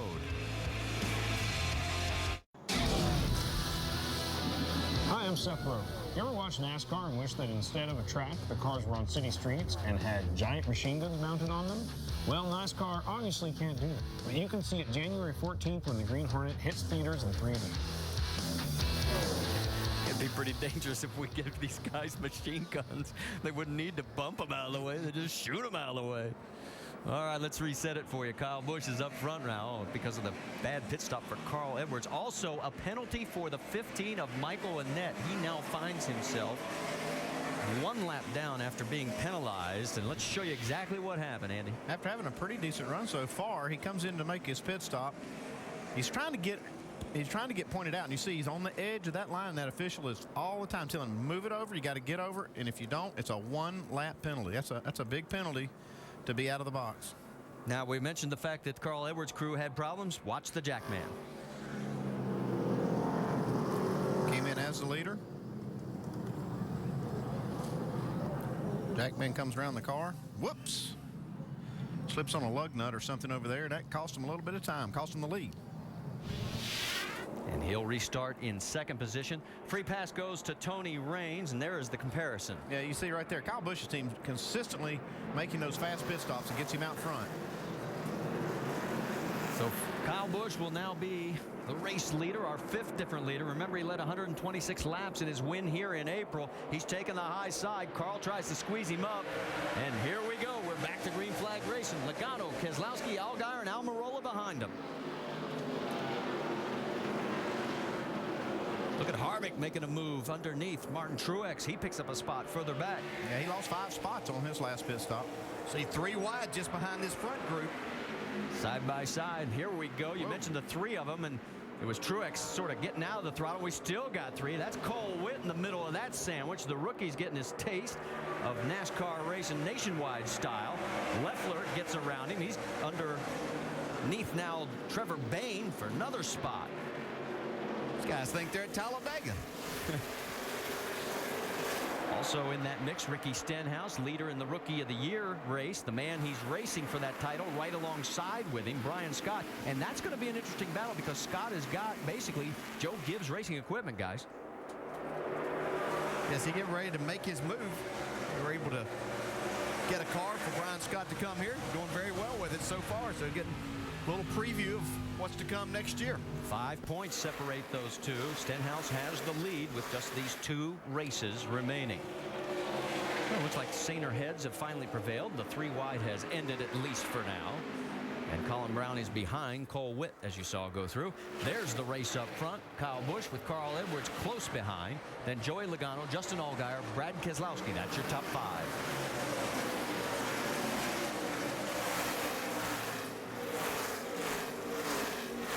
See how these guys really have to slide these cars through the corner to make any speed with them. Stephen Wallace right now with Reed Sorensen, Paul Menard. That is for 8th, 9th, and 10 on the racetrack. Stephen had a good car through practice into qualifying. Right now, he's got his hands full, though, with Sorensen on the high side, maintaining the spot. Jason Leffler pulling up into this mix as well. And Martin Truex just a little bit further back. It's a great battle there, and you can see Steve Wallace has a good race car. He's doing a nice job on the inside. It's very easy as you try to get a little too aggressive. Now the battle for the lead. Carl Edwards on the inside tried to make this work. Side by side as they come by the stripe, but Kyle will be credited with the position at the stripe. So Kyle has now led a total of 9 laps. Edwards has led the most so far, 27 of the 5 that have led. On the left side of your screen as we continue with the battle for the lead, and it looks like Carl, nope, not going to be able to squeeze it out right now. The battle for 3rd is also interesting with Joey Logano trying to hold off Justin Allgaier. Yeah, if you're going to get the lead right there, you're not going to do it out driving them down into the corner. You have to do it off, and now you see Carl Edwards' car really hooked up on the exit now. Yeah, it says we'll buy your car. If I'm going to buy one, I'm going to buy his. He's got the best one today. A 5th lead change, and now Carl Edwards back out in front. Top 4, though, right there in one nice freight train. A little bit further back to 5th place, Brad Keselowski. Now remember, Brad was a 2-tire recipient on the last round of pit stops. Now his crew chief Paul Wolf was studying when that 88 car took 2 tires and stayed up there, and that was a good move by Pop Shuri to do that. It really gained positions for Eric Almirola, and now Brad Keselowski is using that to his advantage. He picked up a net of 6, as Alan Bestwick pointed out, and right now you can see he was back in 19th spot, and so here he is up in 5th. Yeah, he's going to net quite a few more. And we'll find out here, if we stay green, just how long they can last. Meanwhile, here is Joey Logano and Justin Allgaier. The battle for 3rd heating up again. Let's get more. Dave Burns. And Marty, I think that if Joey Logano had the car he had a run ago, he would not have been able to hold off Justin Allgaier this long. That's because in the short run, it was just a little bit too loose. Joey couldn't be aggressive with it. And we've seen since the restart that he's been able to hold him off, driving on the high side, or holding him off now, clinging to the low side. They made a track bar adjustment to give him just a little bit more aggressive ability at the beginning of the run. The view from on board with Justin. Yeah, we talk about having to slide these cars around, but you got them sideways. You can't be aggressive. You can't carry the speed that you need to through the corner, so you lose that, and then you get past on the exit. Well, the other side of that is if you go look at Allgaier, take the spot. But the other side of that is if you get the car where it's really stable in the back, then it's kind of shoving the nose, and it won't make the speed. So it's kind of a fine line these teams fight to get that car to go around the corner. Left side of your screen, Ryan Truex was putting a run on Mike Bliss for that 19th spot and had to back out of it. And right behind him in the 23 is young Coleman Presley. Coleman Presley doing a very nice job there. See Danica in a battle here. Michael Annett, who is 1 lap down. Danica Patrick in 24th position. Now Annett is the first car 1 lap down in 29th.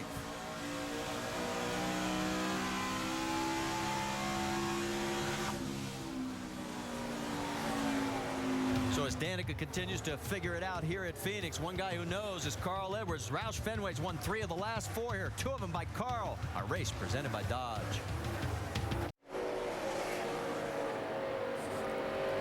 Well, let's set the stage for tomorrow because our Sprint Cup Series coverage, the Cobalt Tools 500 at Phoenix, is at 3 o'clock on ESPN. That's Eastern Time. Countdown starts at 2 with Allen and the gang.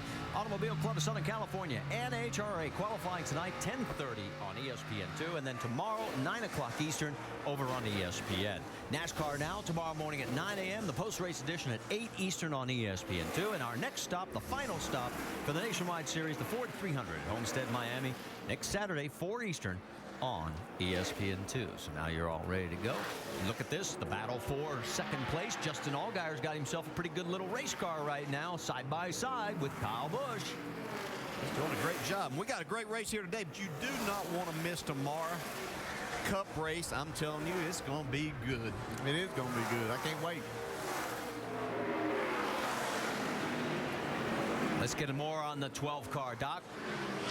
When Justin Allgaier was announced that he was leaving this team without sponsorship for next year, he told the guys, I really appreciate all you've done for me. I love you guys. I really want to be able to get you guys in victory lane one more time. That was a day after the Gateway race. The team worked night and day to get this race car, which ran at Gateway, back in shape to bring here because he led 88 laps at Gateway, finished third, thought he had the car to win. They think today with this car, Justin Allgaier has the car to win. And that's why they're all pulling together to get him in victory lane one more time before he leaves Penske after next Saturday. And when you get past Kyle Busch, you got a car that's capable of winning. Got that right. Usually that's for the lead, but right now it's just for second. He does clear him, though, and is pulling away quickly. And here comes Joey Logano to battle Kyle. Everybody's chasing Carl Edwards right now. Carl out in front by 2.4 seconds. One thing I saw with that 12 car too is he's not shy on any horsepower. That's really where these Penske cars have been so strong this year, is on the straightaway. It is so tight. Unbelievable. You heard him say, yeah, tight. Well, I was going to say, welcome to the party. Those other guys have been following him all year. Kyle, of course, setting the record for single season wins with 12.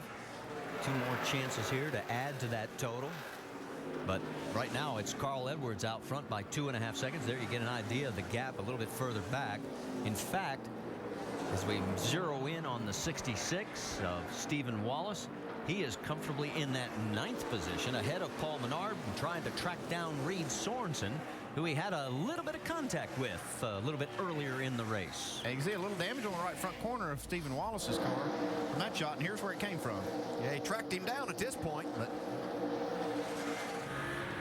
Reed just chopped him off. Yeah, he sure did. Yeah, I don't think that he had any idea that Stephen Wallace was up that far.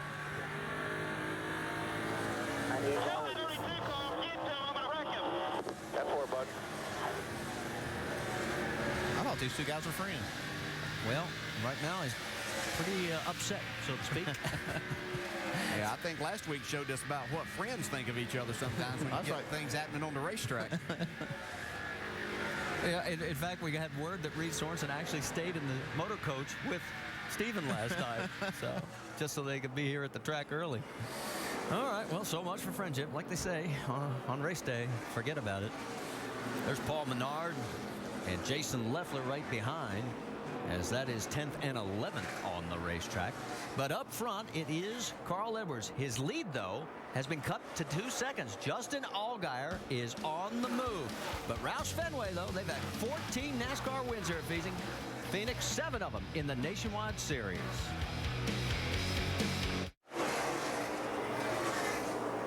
Back here at Phoenix International Raceway, we are getting close to halfway, and Carl Edwards is our race leader. Kyle Busch during the break got around Justin Allgaier to retake 2nd position. And for Edwards, of course, he has 2 wins here in the Nationwide Series. Kyle Busch has 3. In fact, between them, they've won 5 of the last 6 Nationwide Series events here at Phoenix. A little bit further back in 3rd, you got Justin Allgaier looking for his 2nd win of the year. Of course, he got his 1st career win at Bristol earlier this season. Joey Logano had a chance to win this race last year. didn't quite get it done. He's running in 4th right now. Kevin Harvick fighting and clawing his way. He's gotten within striking distance. He's back within the top 5. All of those winners this year. In fact, the man in 6th is the only one in the top 7 without a win this season. Let's go up to speed with the rest of that field and start it off with Dave Burns. And that is Eric Almirola in the 88. Remember, he'll drive that car full time for these guys next season. This is his 6th start of this year. As far as the car right now, he hasn't said much of anything at all. The good news is that from their 17th starting position, they did that 2-tire stop, got him track position, and the 4-tire change with no chassis adjustments on the last run has kept him in the game, Vince. Reed Sorensen in the 32 has moved up 7 spots, started 14th, now running 7th.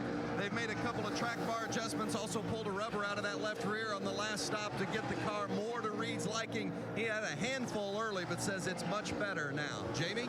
Behind him is Brad Keselowski. After having a long pit stop on the first round of stops, he fell back in traffic, but the last stop, they opted to take right sides only, and he's been good, saying the car is just a little bit loose right now. Dave? And Stephen Wallace in the 66 car, running along right now. Tight off was the last condition for him. Needs a little more front grip for Stephen. Crew Chief Scott McDougall had some visitors this weekend during practice. Ray Evernham, Rusty Wallace, and General Manager Larry Carter. Goodness, that's a lot of horsepower down in the pits. And Scott said it didn't bother him at all. He liked their input. Anytime you can hear from those 3 guys, you can always take away something, Vince.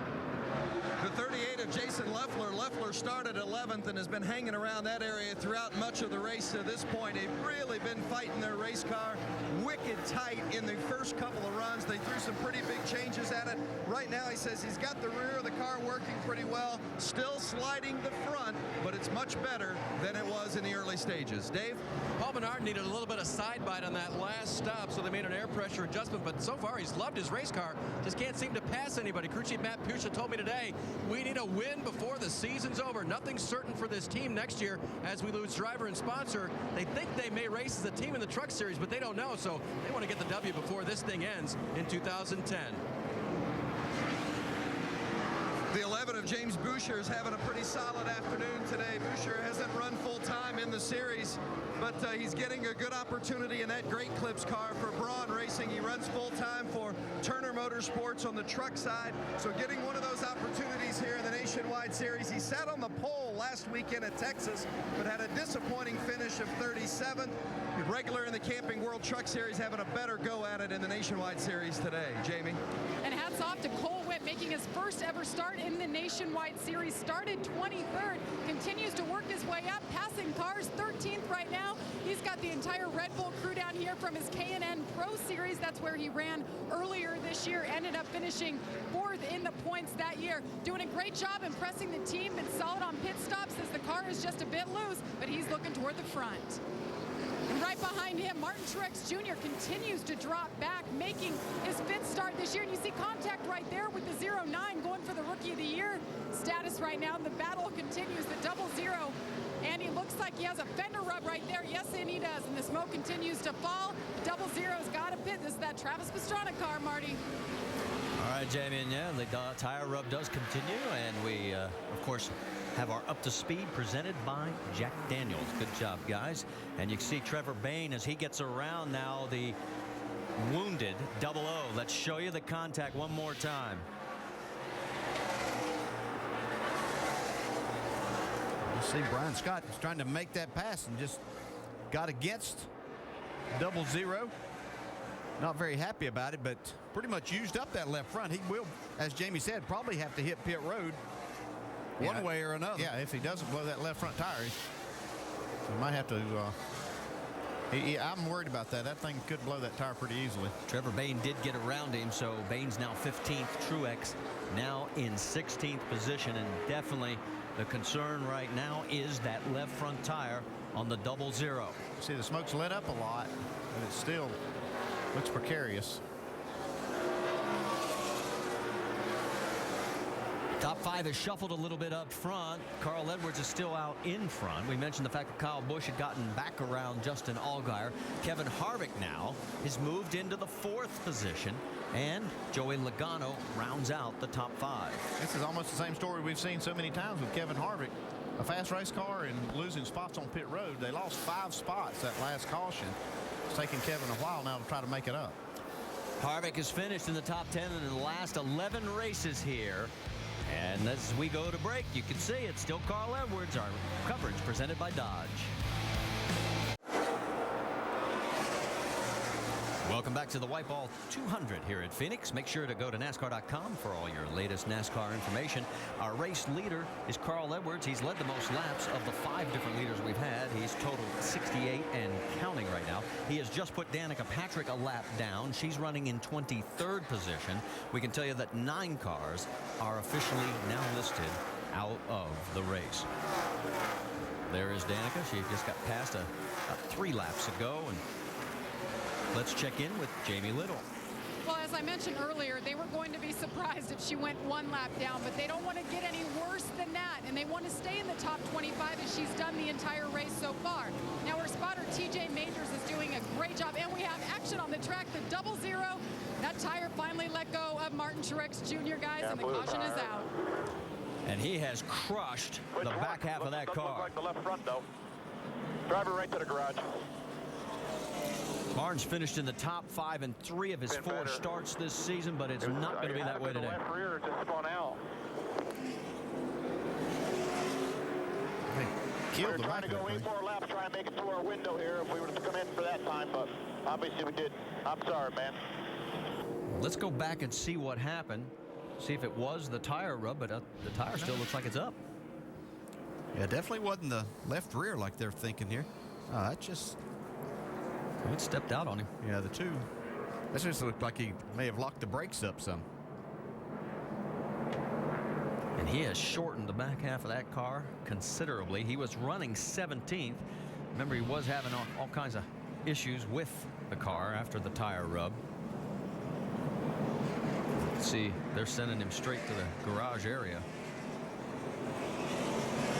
That car is used up. Yep, he's done.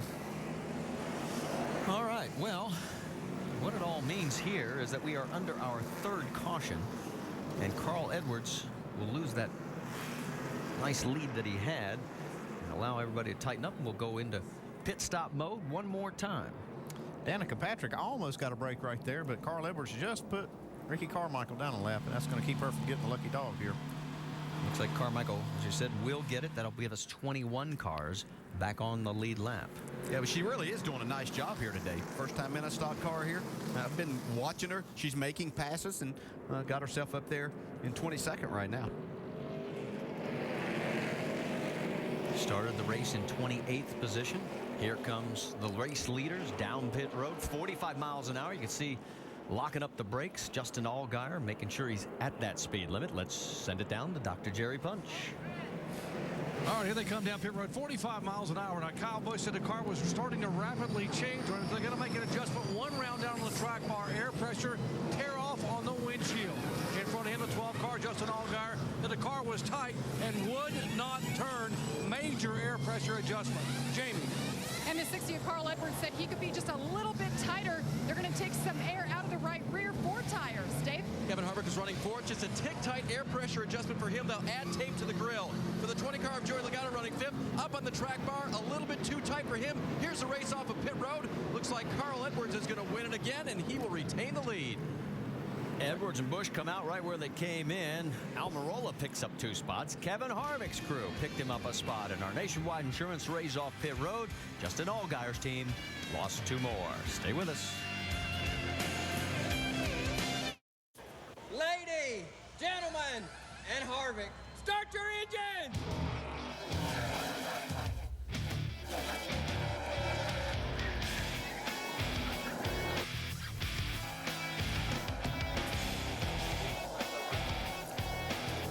Just as we're getting ready to come back from our 3rd caution, we'll tell you Jason Leffler has crawled onto pit road.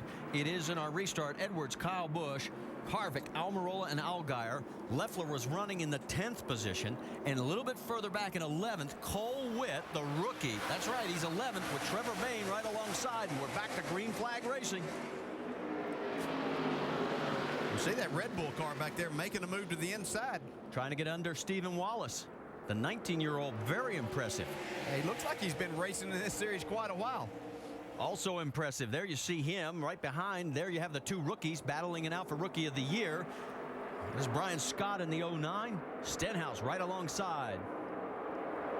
Carl Edwards opens up about a 3-car length lead over Kyle Busch. Kevin Harvick's now third. Allgaier has gotten past Almirola. He's into fourth. And Logano rounds out your top 6. A little bit further back there, you see Brad Keselowski side by side with Reed Sorensen. Well, Brad's strategy worked out. He got himself a lot better track position after he took those 2 tires. This right here, Kevin Harvick getting off pit road, gaining a spot. This is going to really pay off for him. He's got a good car, and he's had to fight this losing track position on pit road, and now he's able to take some track position, see what he can do with it. Justin Allgaier in that same boat, losing spots on pit road. Here you go with Logano. Nice 3-car battle there. Keselowski in the mix along with Eric Almirola. Almirola's been one of our 5 different leaders today. Joey Logano has led a total of 23 laps. Keselowski has yet to lead a lap. Just like Dale said, that was a net gain by getting those 2 tires. Now he's got 4. We'll see what kind of car he really has. And it was Almirola who led the way on that first round of pit stops with the 2-tire change. Showed everybody what it could do for track position. Yeah, both of these guys have utilized that same strategy and got themselves running in the 6th and 7th spot right now. So nice job by them. Paul Menard just looking for an opportunity to get past both of them. Can't get an opening. Keselowski trying to make the pass. Finally does clear. So Brad now up to 6th position. And you see just behind there, Steve Wallace made a pass on Reed Sorensen. Go into the 9th spot now. All right, we mentioned the fact Jason Leffler was in the top 10 when he had a problem. Vince, let's talk to him. What happened? Well, we talked before the race about the optimism for Jason Leffler. They've been very happy with their car throughout the course of the weekend, but obviously you're out of the car now, and that's not good news. What happened? I don't know, something in bottom end of the motor's locked the oil pump up. Same thing that happened in California. It's a shame. Guys in the grid Cups car have been working really hard. We've had a lot of DNFs this year, but hasn't been lack of work, you know. So we're trying to get 7th in points. We're really close. And this DNF's going to kill any chance of that, so we'll probably try to hang on for 8th. But we'll go to Homestead next week and start a new season next year with Turner Motorsports. Pretty excited about that. Been a tough go for Jason Leffler this season, Marty. Yeah, a total of 10 DNFs for the year, and 4 of them have been engine-related, so it has been a very long season. 1 race to go for the 38. Side-by-side action now as you've got the 11, James Buescher and Trevor Bayne. That is a battle for 14th on the racetrack.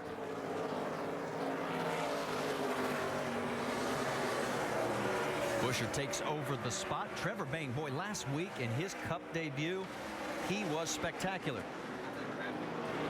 Finished 17th at Texas. And when you look at Sprint Cup debuts, it's even more impressive. Battle for 3rd, Justin Allgaier, Kevin Harvick.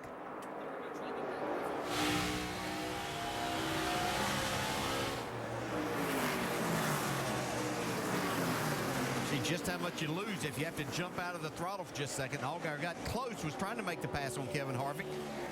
Couldn't stay in the gas, and that allowed Joey Logano to close right up on his bumper.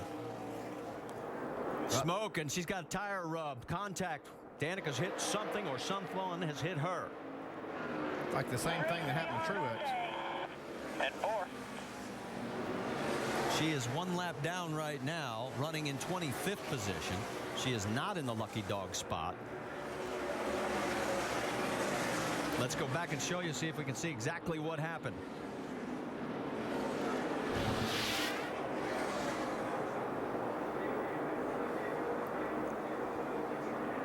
Oh, right there, looked like contact with the 35 of Tony Raines. Yeah, Tony was trying to put a slide job in making the pass, and fortunately he got his right rear up into the left front of Danica. Yeah, she's not getting a lot of respect right now. Alex Kennedy giving her a bit of a rub too, and continues. And she's pretty high on the racetrack. So Kennedy, who is 25th, that was 4th position. Well, you heard what the crew told him. 35 do it, so he tried to do it the same way. You got no pressure. Come here. afraid that tire's going to blow out. We're going to find out if she's... All right,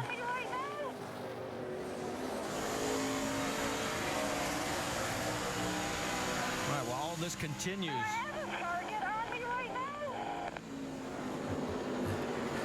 As you can tell, she's getting a little excited on the radio. The pitch has gone up so high, I'm having a hard time understanding what she said. Look at she had a target on her. There you go. What you do? That delivered the message. Well, she said when it happened with Busher that if the appropriate need be, she would do it. Well, she's just not been getting a lot of respect on the track, and now it's kind of affecting her race. He deserved it. Yeah, he did. Well, let's go back, show you again. See, she gets a nice run here right before the dog. Yeah, that's what you do. Yeah, to be fair, that's not the car that actually caused the damage on her fender, but he tried to take advantage of her also. Yeah, he did use her up as he tried to go by, as he saw what was happening before. Let's get more on Danica. Jamie, what are you hearing? Well, after she had a little retaliation, the entire crew all applauded and kind of pumped their fists in the air, and that's when you heard TJ Majors, her spotter, say that's about the coolest thing I've seen. They want her to get tough. She doesn't want to, they don't want to see her letting people run her down. But you guys made an interesting observation. She's running high. Her car has been so tight all day, she hasn't been able to get down to the bottom, so that's caused some problems for this 7 car. Well, she's staying out right now. Let's go back to the battle for third place. Harvick and Allgaier going after each other again. Yeah, Allgaier's trying to, he saw that he couldn't make that inside pass work. He's trying to go to the high side of Kevin Harvick now. He does definitely have a faster car, but that doesn't always mean you're going to make the pass here, Phoenix. Twice today he's lost spots due to action on pit road, and he does clear Kevin Harvick. So it wasn't easy. No. Well, Harvick's never made it easy. No, but he's, here Allgaier has passed Kevin Harvick and Kyle Busch, so tells you he's got a good car. So it's Edwards, Kyle, Allgaier, Harvick, Logano. That's your top 5. And as we head for break, we've knocked down 136 of the 200 laps, and boy, Carl has led 90 of them. He's looking good. We are under our 4th caution here at Phoenix International Raceway with 60 laps to go. After all the roughhousing we saw out on the track, there was debris that the NASCAR officials wanted to get off of the surface. And it will be a lucky dog pass for the 15 of Michael Annett. He will get back on the lead lap as a result. He'll be 22nd car on the lead lap. And surprisingly to some of us, the leaders did not pit. Well, they're limited on how many sets of tires they can use today. And you see right there, Kevin Harvick just misses the commitment cone. He had to swerve just to come out on the track. He wanted to pit, but everybody else stayed out. It was 22 laps ago that everybody did stop, so that's the one factor that's in the mix, as you mentioned, the limit on tires as well. The race leader is Carl Edwards. Kyle Busch right there in 2nd spot. Allgaier, Harvick, and Logano round out the top 5. Let's check in with Dr. Jerry Punch. Yeah, you guys are right on with regard to why the leaders did not come down pit road now, because everyone down here where I am, Justin Allgaier, Kyle Busch, they have 1 set of tires left. Remember what happened in the spring where Kyle Busch pitted with just 11 laps to go, put on 4 tires, and drove around everybody from 10th spot back to the lead with within 3 laps and won the race. So fresh tires, very, very important late. Jamie. And Danica Patrick, you saw the damage that she sustained out on the racetrack, just pulling the fenders out. 4 tires here. Car seems to be all right. You see him tugging there on the right front. Other than that, the car seems to be pretty good. They are going to make a track bar adjustment to free her up. She's been too tight. She hasn't been able to run down low to get faster. She's been losing some time. See him knocking it out there. It is taking a little bit more time than expected for Danica Patrick. Another one of her wild rides here, and you see him catch the hammer in the air as he continues to knock out that right front fender, so she had damage on both sides of her front end. Marty in the 7 car continues to work, and she's down and away. And she will get out. She'll still be 1 lap down, but she gets out ahead of the pace car. Let's listen in on the radio. There's some people out here that haven't been playing fair with me today. 10-4. I saw what that 35 did. You just know how to race them when you get back to him. We'll be all right here. What do you need? Yeah, I know what to do when I get by him. And we saw what she did with Alex Kennedy, who also roughed her up a bit. She gave him a nice shove as well. So Danica learning what NASCAR racing is all about. Well, I have to agree with her. I don't think she's been done right out there either. I think, Well, These are the two that got together earlier. Yeah, this could get interesting because Kennedy's going to be right up behind her here. I think he might have had enough. We'll find out. As they're trying to catch up to the pack, and we're getting ready to go back to green flag racing. And there they are. So let's reset it for you. We've got Carl Edwards, Kyle Busch, Justin Allgaier, Kevin Harvick, Joey Logano. That is your top 5. As we mentioned, Michael Annett got the free dog. He is the 22nd and last car on the lead lap. The pace car pulls down. Edwards has the inside line. Yeah, a little rub there between the two of them, and they hit the first line, and here we go. Think that had anything to do with last weekend's restart right at the end of the race? Maybe. Could be. Remember, Kyle felt that Carl jumped the start. A little bit further back, something wrong with Justin Allgaier. He is slipping back and fast. He's got Joey Logano inside of him. Here goes Kyle for the lead. Left side of your screen. We'll keep an eye on Allgaier's situation as he is getting past. And so is Carl Edwards. Yeah, I'm thinking Justin Allgaier might not have got his tires cleaned off really well there. You have to really concentrate on doing that. This is really the first time they've stayed out on tires that they had been running, so it's easy to build up, get some debris on there and not get them cleaned off. It's hard to get going. Kyle goes high. Here comes Carl. He's looking to get the lead back. They're side by side down the backstretch. Into 3. Harvick's got the best view of this in the house right now. Keselowski's moved up to the 4th spot. Logano is 5th. Boy, Carl Edwards just had such a good car today. So Carl gets back out in front. We've had a total of 7 lead changes today amongst 5 different drivers.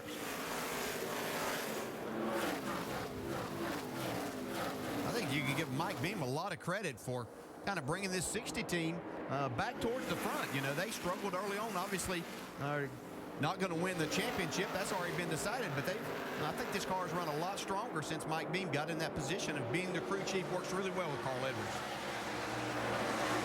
You mentioned Mike Beam. If Edwards could win, it would be the 4th different crew chief that he has won with. The guys talked about it at the beginning of the day on Countdown. The others, Mike Kelly, Drew Blickensderfer, and Brad Parrott.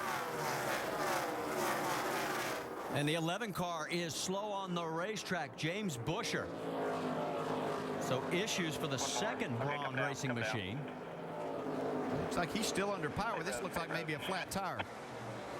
So your right rear spot. And you heard the radio? It is. Yep, he was 13th. You heard the confirmation, so they'll make their way in and obviously go at least 1 lap down.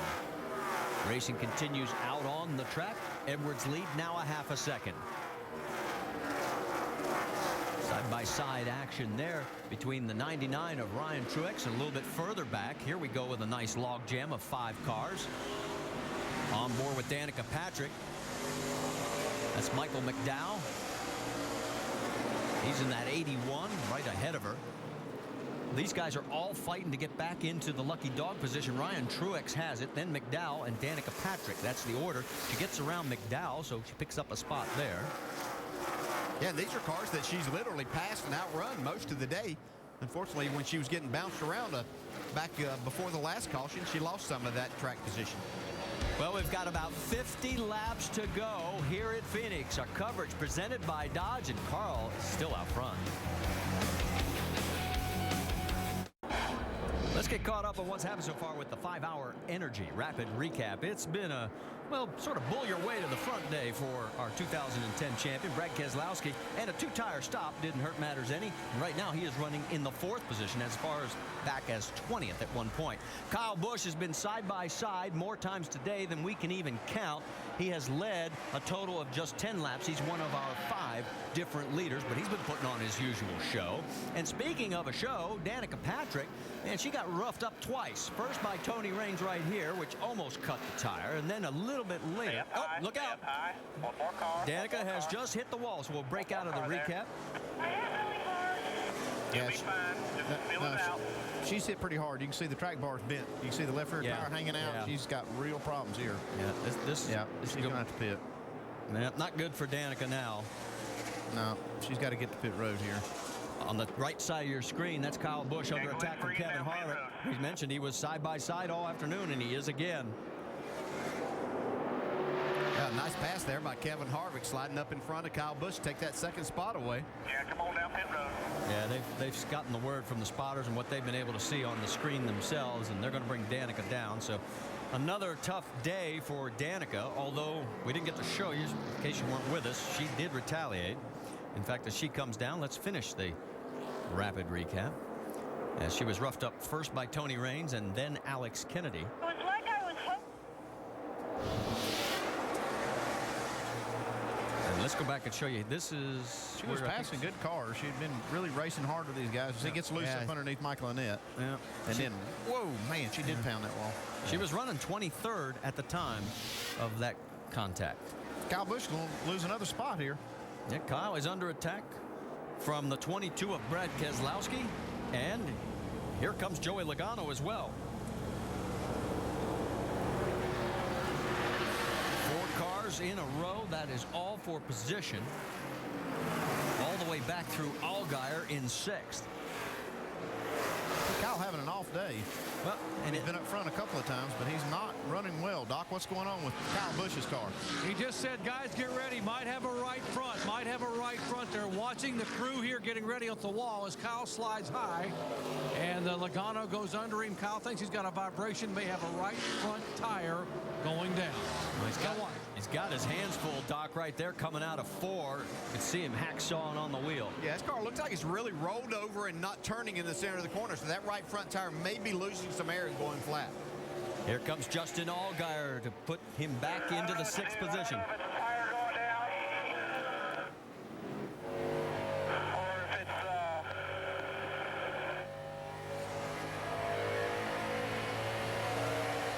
Well, if you pit under green, you know you're going to lose a lap, but we've seen him come back from a lap down before.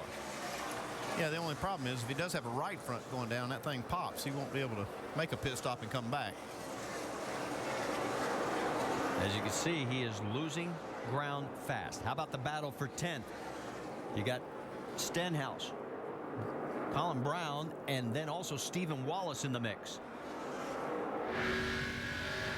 Let's get an update on Colin Brown. I haven't talked a lot about him today, Vince. What's happening? Well, that's because he hasn't really had too good of a day. They've really been dealing with their race car in the early stages, but they've taken some pretty big swings at it, and it is much better now. In fact, they came in on lap 140 because he had a little damage on the right side from a little wall contact. They put 4 fresh tires on it. Since then, he's picked up 8 spots and running the fastest laps that he's run all day. So Colin Brown starting to get things turned around here in the late stages. And as you finish up, here comes Kyle Busch down pit road as he can no longer hold on to it, Doc. Yeah, he just asked Jason, said, should I ride it out or do you want me to bring it in? I know it's going down. He said, bring it in now. Right side tires. They had 1 set left. They're going to put the right sides on now under green as Kyle brings it in and stops. Tear off on the windshield, right front. It looks low as it comes off. The spotter said it looked low to him. Down and away, Kyle. Right side tires, guys. And remember what's at stake here. Owner points, the owner championship. He had an 81-point lead over Brad Keselowski in the 22 and the Roger Penske crew. And right now, it's down to 21 markers, depending on what happens the rest of this race. Yeah, but Kyle Busch made a good decision right there. That tire wasn't all the way flat, but it was low, as you could tell. So he made a good decision to get it down pit road before he caused a big problem. Our race leader, Carl Edwards, 2.4 seconds. Here comes Kyle back out onto the track, and he is in 21st position. We mentioned the owner points, and that's where they shake out right now. But Kyle is in the lucky dog spot. He got out before Ryan Truex. Now, the last finish outside the top 10 for Kyle in the Nationwide Series, 34th back at Talladega. There's your top 5 right now. Boy, Carl Edwards has had a race car. He's led 118 laps, but behind him, there's been a heck of a lot of action going on. NASCAR Nationwide Series at Phoenix is presented by Dodge. Visit Dodge.com or your local dealer today. And in part by Nationwide Insurance. Enter this code at CodeSpotter.com for your chance to win a Roush Ford Mustang. 29 9 laps to go here at Phoenix International Raceway in the second to last race of the NASCAR Nationwide Series season. Don't forget tonight, ESPN bringing you an SEC showdown. Steve Spurrier going back to the swamp with his number 23 Gamecocks to take on Urban Meyer's Florida Gators for the SEC East title. It's college football primetime, presented by Hampton Hotels on ESPN, 7:15 Eastern. Also available online and on your phone. ESPN.com has more information. Doubt we're done with the drama here, because this race has had green-white checker finishes 7 times just in the period of time. The green-white checker's been a tool in NASCAR racing. The big three we talked about at the top of the show: Carl Edwards, Kevin Harvick, Kyle Busch. They're running first, second, and back in 21st. Some other guys that are having good solid runs here. How about that yellow 32 car, Big Brad? Tell you what, he's been good all day. I talked to Reed before the race, and he said they stumbled on some stuff in the last couple of weeks. It's going to make this car really good. He's stayed in that top 10 basically all day long since the start of the race, and I think he's a threat, guys. He could be there at the end. Yeah, but I'm going to tell you, well, I think there's going to be a caution. I just can't believe this race is going to go caution-free. And you look at whatever Carl Edwards has found, it seems to have helped the other Fords. The 98 of Menard, Ricky Stenhouse in the 6, Colin Brown in the 16. They've all started to move up all inside the top 10 now. Whatever that 60's done, probably with tire pressure, he's helped the other Roush Yates car. Yeah, I totally agree with you. But one thing I've been noticing with Kevin Harvick, who's running second, he has been catching Carl Edwards just a little bit every single lap. Carl's not getting away from Kevin. If a caution comes out here and these guys get their last set of tires on, man, this could be one great race, because Harvick, he's got his car now working good at the later stages of this race. Yeah, he does. But what's always the big if for that 33 car? If that caution comes out? Those pit stops every single time. You're right, Alan. I mean, that is a big problem. But now this guy right here, the 18 car, Kyle Busch, he is out of tires. So what do they do, Ray? What's the strategy here for the 18 to get this guy back in the hunt? Well, if it does have a caution, the only thing he can do is come in and put his left sides on. He's got no more right sides left. He can at least come in and put those left sides on and see what happens. But it's going to be awfully hard to run up through the field with used right side tires against new left sides when everybody else has got 4. So basically put the best of what's left on the car and try to hope for a little bit of grip and get the car handled a little bit better. But he's the guy that's in trouble right now. A lap down. Been fast all day long, but got himself in trouble now. They gluing up some older tires down there, Doc? Indeed they are, Alan. If they come in, they'll put those good left side stickers on and some used right sides on. Let me show you the culprit here for Kyle Busch. Take a look at the right front tire. A 1-inch cut in this tire, and it was going down. It had less than 18 pounds of air still in it. It started out over 30, so it wouldn't have lasted much longer. A good call to bring him in and change the tire. There's the cut. It was going down very, very rapidly, guys. Hey, look at that tire rock. You can still see the new mark in the center of the tire, so these tires are wearing pretty good, but the hotter they get, the slicker they get, and you start losing a lot of grip. But I was amazed to see after that many laps, Ray, that new mark around the center was still in that tire. Yeah, they've got a good tire here, but as you know, as it starts to lose pressure, it generates more heat, and when that thing gets too hot, that's when you see that tire come apart and take that fender off the car. Just something else that you notice by being in this proximity to the racetrack. Somebody's got something burning up out there. Yeah. A rear gear or something. Something's really, really hot. I thought it was Brad. Is that not you, Brad? So don't be surprised if there's a little mechanical issue out there shortly, Marty, DJ, and My Andy. knees. Well, I think the mechanical issue that's brewing down there, guys, is this 18 car. It's been smoking pretty good the last few laps. He caught Harvick really quick on those new tires, but he's not able to get him clear. And you see right there the smoke coming out of it. We'll keep our eyes on what is going on with the 18. Remember, he is the first car 1 lap down in 21st position. And to back up what you guys were talking about, there's probably going to be another caution. The last green flag stretch has been 8 laps or less in 8 of the last 9 races here at Phoenix. So odds are we're going to have a shootout. Let's check in over at the Craftsman Tech Garage with Tim Brewer. Hey, guys, I guarantee you're dead on the money, because 5 laps ago, I told my producer in here, I said, somebody's burning a gear up. And I stepped out the door. Guess what? Somebody's cooking a gear, because I can smell that rear end grease. Yeah, I think it's that 18 car, Tim. It's had some smoke kind of in it, every now and then. It's not been constant, but you can see it every now and then coming out of the middle of that car. So that's probably the one that's burned the gear up. Let's check in once again with Dr. Jerry Punch. Now, Andy, you know how this works. You got a car that's smoking on the racetrack. There's Jason Ratcliffe on the right side of your screen. The NASCAR official went up to Jason and said, we are seeing smoke. We may need to bring him in. What is it? And Jason looked at the NASCAR official and said, it's a tire rub. We have a tire rubbing. They're trying to be able to hold him out there as long as they can. Obviously, it may or may not be the case. Yeah, Doc, that's what I'd be saying too. Just to try to keep my car out there, but I'll just about bet you that 18 car is one that's burning up a gear. I'm smelling it up here in the booth now too. That's the 10 of Ricky Carmichael as he is now 1 lap down. Also, that is a battle for, well, it was as quickly as it went away, for the lucky dog spot.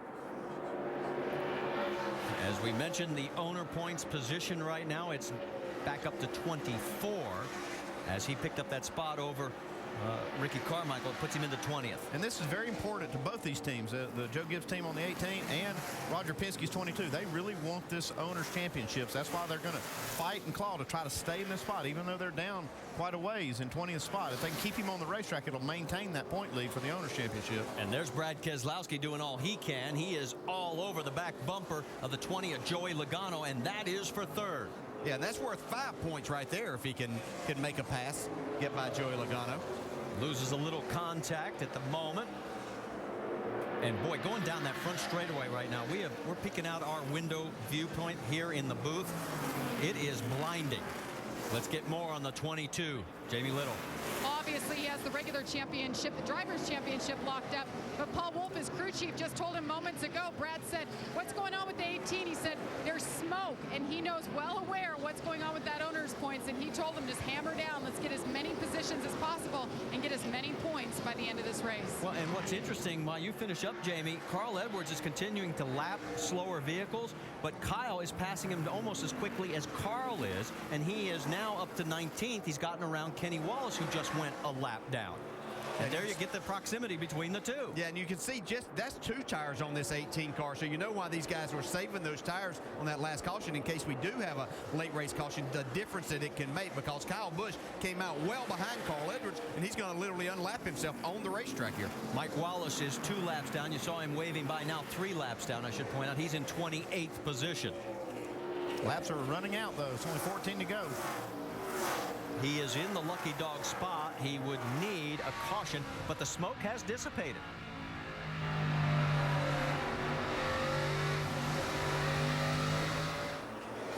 The view from high above. Normally we'd be talking about those guys for first and second. Go back a little bit further, though, as this is a battle for 11th position as Brian Scott and Paul Menard are going after each other. And Brian Scott is in that 11th spot. He's trying to track down Ricky Stenhouse Jr., who's about 3 spots ahead of him, running in the 8th position.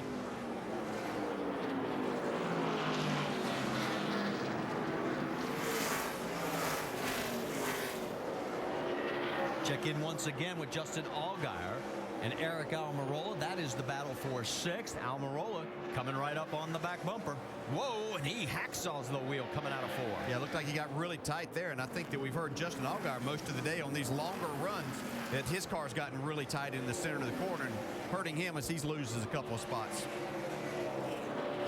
These guys are 8 seconds behind the race lead right now. The lead up front by Carl Edwards is 2.3 seconds. And the laps continue to wind down. We're down to 11.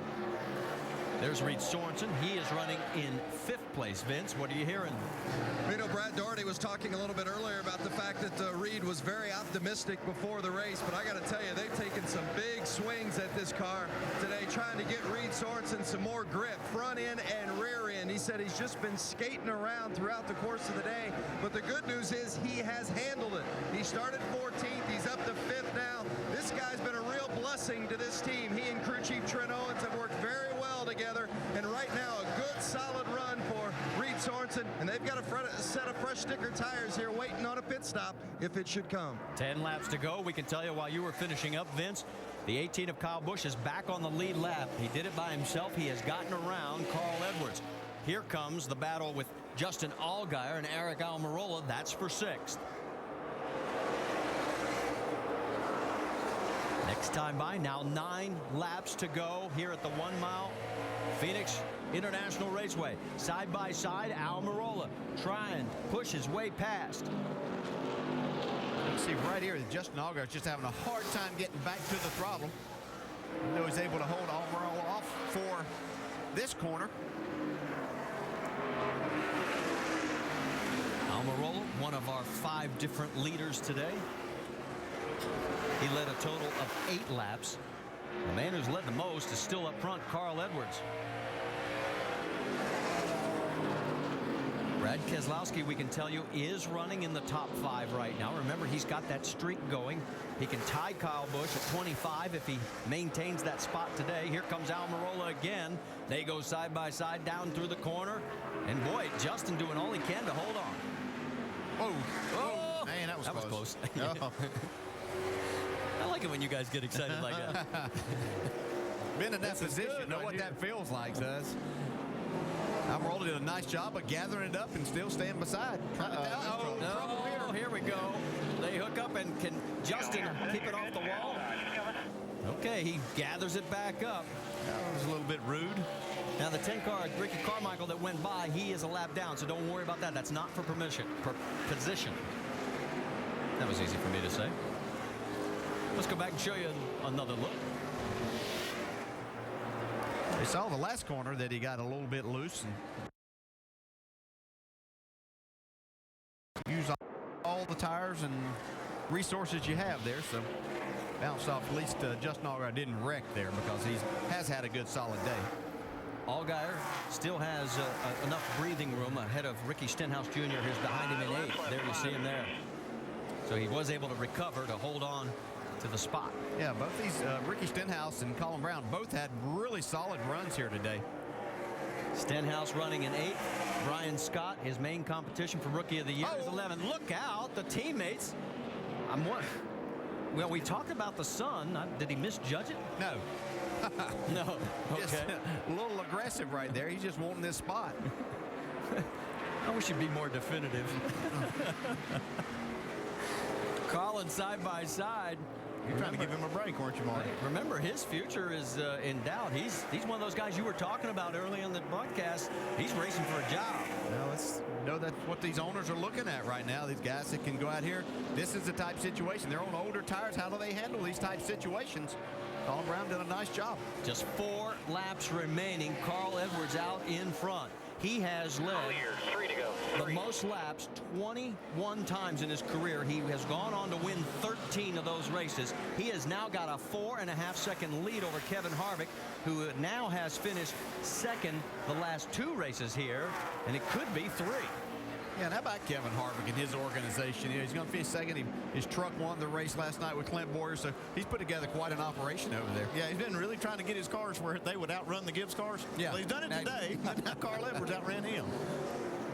And as far as those owner points, as we continue back through the field, Kyle Busch has moved into 16th position. There is Harvick, as he is 4.8 seconds behind. As Kyle keeps picking up spots, the owner point gap is back to 41. It was 81 when the day started. Yes, they can thank Kyle Busch for going out there, not giving up, and gaining at least 20 points in this owner's battle. White flag is in the air. There is Carl Edwards. He's got 1 more mile to go for his 29th career win. If he finishes it off, it'll be the 4th time he has won back-to-back, and it'll be his 4th win of 2010. And is this a precursor of tomorrow, because he'll start on pole for the Sprint Cup race here at Phoenix International Raceway. Coming out of turn number 4. Who cares that the sun's in your eyes? There's the checkered flag, and the winner, Carl Edwards, by a 5-second margin. It's going to take a long time. There's Harvick coming across. This is the battle. Best car I've ever had in the Nationwide Series. Thank you. Colin Brown is going to get around Justin Allgaier for that 7th position. You can see Stenhouse, Stephen Wallace round out the top 10, and there is Brian Scott in 11th with a good comeback run by Mike Bliss, who started dead last in this field, to finish in 12th. I think you see Allgaier not happy with that move by Almirola. A little disagreement there.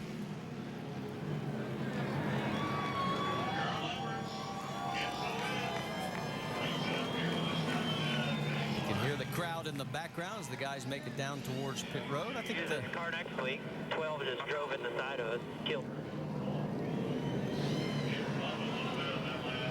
Well, we get ready for Carl to do the traditional backflip, let's quickly check in with Jamie Little. And Carl quickly checked in and said, is that it? It's over, right? They said yes. Mike Beam said yes. Mike, 2 races ago, this exact car, Carl was so frustrated with it, down on power. How have you guys come back and made such an impression horsepower-wise with this car? Well, it's, after Gateway, this car was really good, and, Carl was really frustrated. I got to thank Jack and, and George Gable and Doug Yates and them. They really worked hard. The guys at shop at Mooresville and Concord, we worked on the body some more, and so it's just really been a group effort for the company. We really wanted to finish this current car season out, and we just really, after the championship was pretty much settled, we just started gambling on things, and it was just too safe before, I believe, and it's and luckily I'm very blessed that I get to reap the rewards right now. The gamble paid off. Congratulations, 2 in a row for Mike Beam and his driver Carl Edwards. Marty. And for Mike Beam, he becomes the 4th different crew chief to take Carl to victory here at Phoenix. And we can tell you Brad Keselowski's 4th place finish. He has now tied Kyle Busch's record of 25 top 5 runs. He's got 1 race to break that mark. Well, an exciting day here at Phoenix International Raceway as the next to last race in the 2010 season is in the history books. Carl Edwards has now won back-to-back for the 4th time in his career. And, well, this is the post-race discussion between Eric Almirola and Justin Allgaier. And we show you exactly why they're having this discussion one more time. Well, they were battling hard on the racetrack. And then this is after the race. This is after the race. Justin Allgaier went up to show his displeasure with the way that Almirola made the pass on him. Wrong with that, man. We'll work on getting the homestead. I guess we need to be even freer than we think we are for the long haul. So I'd say most of those guys are probably a little way too free. Well, let's deck in now with Dave Burns. Yeah, standing by with 6th place finisher Eric Almirola, who had a great race car. Talk about the aggressive pass on the 12 there. Well, we were on old tires there, and my car was really, really loose. And we had run him down from about a straightaway back. He was fading quick. And when I got to him, he just kept racing on my door and on my door. And finally, I got into one and got really, really loose. And rather than turn left and crash myself, I figured 8 tires were better than 4. I crashed myself at Kansas when he got on my outside, and I wasn't going to do it again. You started the day with a race car that Pops didn't know if you had much to work with. That 2-tire stop put you in contention. Yeah, it did. That was a great call by Pops and everybody on this GT Vodka Chevrolet. We had a good car today. Right from the get-go, it took off and was fast. We could run fast lap times on older tires. On new tires, we were just way too loose to get going, and that really hurt us. We couldn't take off and go fast enough at the beginning, and then we'd even out, and then we'd run faster than the leaders. But all in all, a great day for our GT Vodka Chevrolet. Proud of my guys, and man, I can't wait to get ready for next year. And next week, too. Marty? All right, let's get down to Victory Lane where the celebration's about to begin. Jamie Little. All right, Carl Edwards, crawling from his 64th time this year, 2 in a row. Kind of like the Carl of old in your championship season, Carl, 2008. What was it like for you to come back with this car? I asked your crew chief about it. This was the car from Gateway, low on power. You were frustrated. Now you guys come back and you just dominated today. Hey, the guys have been doing a great job. I got to say hi to Kate and Annie. I love you guys. Just 2 in a row. That's great. And Johnny Moore, who's probably already smashed his TV, he's at home recovering. So we miss you, man. But, man, I just can't say enough about Mike Beam, Jack Roush, the guys that are building these race cars. These guys right here. That's the best driving race car that I've ever had in the Nationwide Series. That thing was unbelievable. That was not the driver out there, that was making the difference. That's this race car. So Ford, Fastenal, Copart.com, all the folks that came here to support us, and the fans. This last couple of weeks of NASCAR have been really exciting, and just fun to be a part of it. How much impact would you say that second practice you decided to sit out? You guys were second quick in the first practice. Then you went over to your Cup car and sat on the pole. How important was that for you to sit out? That was Jack Roush's call. I thought about it, but I thought, man, I don't have the guts to sit out a whole practice. And Mike Beam said, hey, the car's good. Jack said it's good. So it let me go focus on our Aflac Ford Fusion and get the pole there. And I wouldn't have imagined this thing would be that fast today. So a great day for us. And, man, just unbelievable how fast this thing is. After 3 or 4 laps, I could I can do whatever I wanted with it. So it's like a, I don't know, it's just really blessed to have the crew that I have. And once again, hey, Kate and Annie, I love you guys, and I wish you were here. All right, congratulations. Carl Edwards brings it home in victory lane. Doc? Well, Kevin Harvick has 7 major NASCAR victories here at this racetrack. And Kevin, almost another one today. Good race car. Tell us about your day. Yeah, hopefully 8 after tomorrow. But our Ream Solar Chevy was really good today. You know, Carl's car was really good too, and we got a little bit too far behind him as we came through traffic there on that restart. But guys did a great job. Had a little bit of trouble on pit road. They did a great job rebounding, which is what you got to do. And other than that, we just had a solid day. So always want to win, but hopefully we can save that for Sunday. All right, yeah, very, very optimistic, Vince, about what's going to happen tomorrow. Kevin said we got a race car for him on Sunday. Vince? Joey Logano finished 3rd here today, and I think it says something about the type of program you have when you finish 3rd and you're dissatisfied. But I know you felt like maybe you had a little something better than that after practice. What happened today? Yeah, I definitely did. You know, in the practice, I thought the car was really good. And beginning of the race, it was so-so. I knew Carl was faster than a 12 in the beginning of the race, and I knew we had work to do. So, you know, we worked on our car. We got it better on a short run, but not as fast as a 60. Carl was just really fast. We did everything we can do with the GameStop Toyota. We just didn't have the speed in it we needed to, and came a little short. I don't know. I go into this place as one of my favorite racetracks, and kind of expected to be up there with a shot to win at it, and we were close. We just needed a little bit more speed. The last 15 laps were as fast as he was. We were way back. So, I mean, oh well. I mean, we got the pole today. I thought we were gonna have a shot at winning it, but it came up a little bit short. So we'll go to Homestead and try to get one more win there. Joey Logano 3rd today. Dave? Vince, a minute ago we heard from Eric Almirola, and he was talking about how Allgaier was coming so quickly back toward him. Justin, talk to us about where the handling went on the car and then what happened with the contact with Eric. Well, first of all, these Verizon Dodge guys do a great job every week, and this week was no different. They gave me a great race car. Obviously, we qualified 3rd.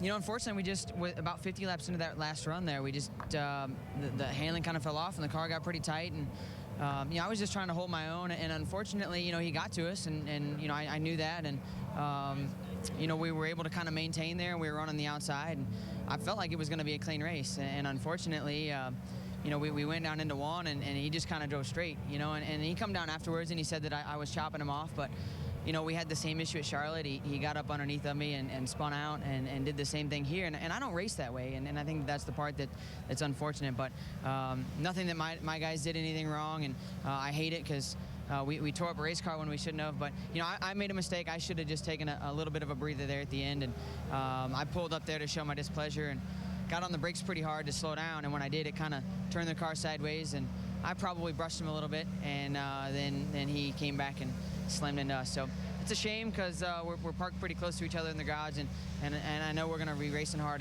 against each other all year next year. So we're going to go give it 110% when we go to Homestead next week, and thank Nationwide for all they do for this series and the fans, everybody. I mean, I had a blast out there today all the way until the end, and hopefully the fans enjoy the race. Marty, he brings a banged-up race car home 8th. All right, and as we get ready to head for commercial break, of course, our race winner, Carl Edwards, by a full 5 seconds over Kevin Harvick. He led 3 times for 153 laps, including the final 56. And tomorrow, he'll try to be the 3rd to pull off the weekend sweep. Jeff Burton, Kevin Harvick have done it before. Smile, time for the pictures with the trophy for Carl Edwards today. He hopes he can do that tomorrow after the Cobalt Tools 500, the second to last race in the chase. And what a chase it's been. 3 Eastern ESPN. We start with NASCAR Countdown at 2 Eastern tomorrow. NHRA Drag Racing, the Automobile Club of Southern California Racing, from out in Pomona. Qualifying tonight, 9 Eastern ESPN 2. Finals tomorrow, 9 Eastern ESPN 2. NASCAR Now, pre-race and post-race on Sunday, 9 a.m., 8 p.m., both on ESPN 2. And then the Nationwide Series season brings down the curtain at Homestead Miami Speedway next Saturday, the Ford 300. We start at 4 Eastern on ESPN 2. Back down to the garage and Dave Burns. So Kyle, finishing on the lead lap after the tire went down, was it just about owner's points pride at that point, Kyle? Basically, just real unfortunate circumstances today for the NOS Energy Drink Camry. It was a great race car, definitely a top 2 car. Not sure what happened besides the right front going down. Not sure if I run over something or what, but just hate it. We had a good car that should have run right up front there, and got us a lot of points today, but we didn't. So I don't know where we are, but we go to Homestead and try to win, and if we come up short, we come up short. Try to hold off that 22 again next week. And the 22 they're talking about is Brad Kozlowski, who had to do a little pushing and shoving, but got a top 5 finish. And even more importantly, maybe 41 points separate you from the guy we just talked to, Kyle Busch, in the Owners' Championship. Well, it's certainly doable at Miami. There's a couple instances through the year where, sure would like to have some of the points back with loss, but, it was kind of a rough day here at Phoenix with our Discount Tire Dodge. We rebounded, got a solid finish for 4th. Felt like if we could have just got a yellow and worked on it one more time, we might have had a shot at running with Carl, but this wasn't to be. But proud of our team, proud of our finish, and we'll take it and move on to Homestead.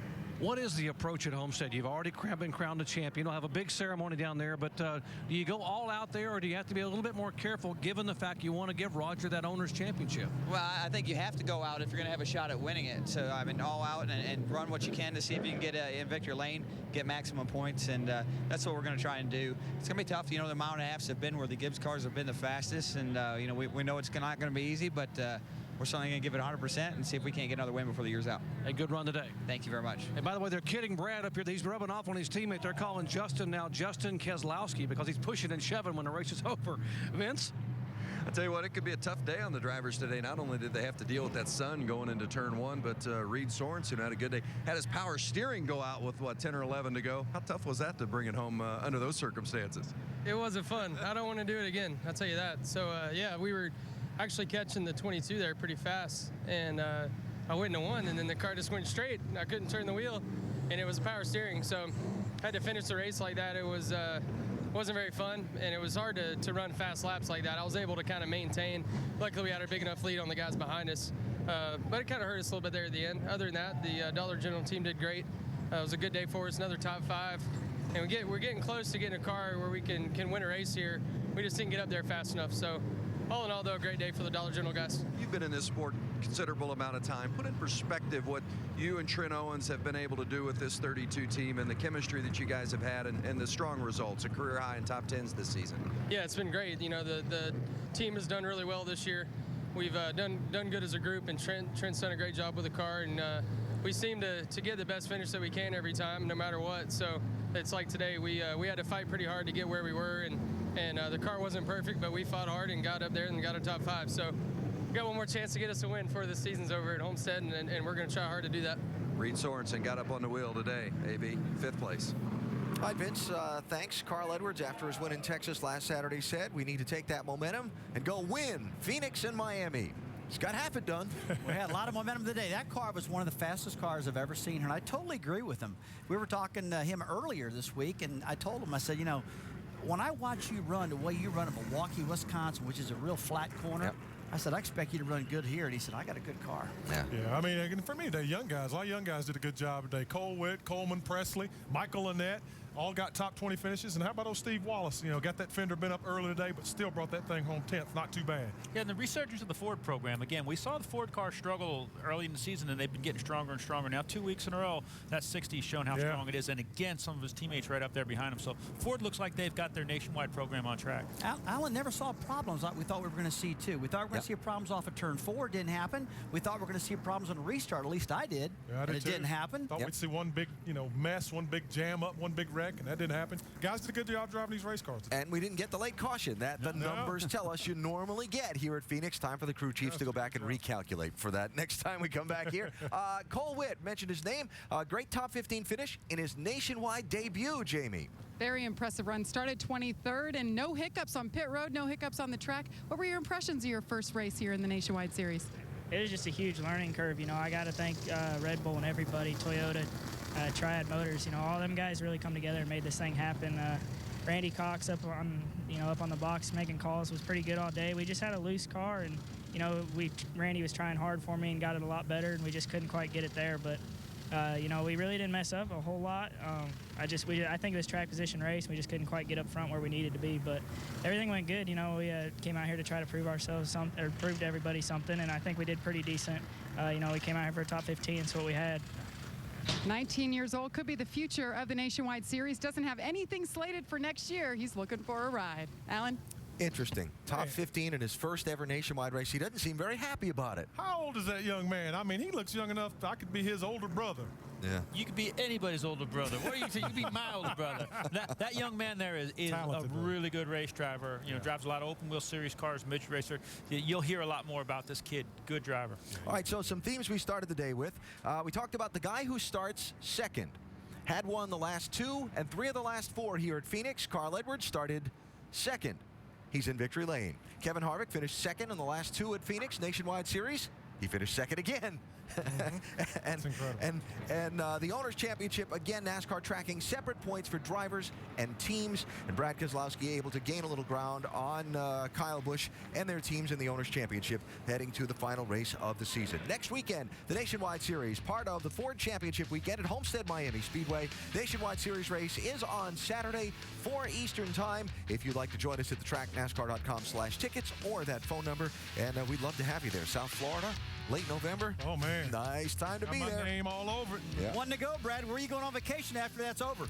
I'm just waiting for Daytona. That's my vacation. There you go. February. So we look ahead tomorrow. Chase race number 9. Denny Hamlin, the new championship leader. Jimmy Johnson, Kevin Harvick, trying to find ways to gain ground or regain ground. It could be an interesting afternoon in Phoenix. I think it's going to be one of the most exciting races we've ever seen at Phoenix tomorrow. I mean, those 3 are really fast in practice. Kevin Harvick's looking really good. Kevin Harvick is focused. That cat is chewing on nails right now. He can't wait for that green flag to drop tomorrow. I'm going to tell you guys, on the backstretch here, that 11 car was getting off too and sailing down the backstretch. He's going to be fast tomorrow too. A lot of great storylines for the Cobalt Tools 500.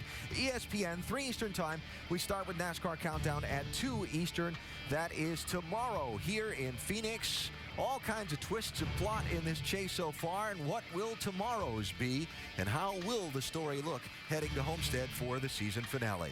ESPN2 College Football Scoreboard is next. So Carl Edwards, the NASCAR Nationwide Series winner in the Desert Southwest today. Tomorrow, race number 9 in the chase for the Sprint Cup. We'll look for you then.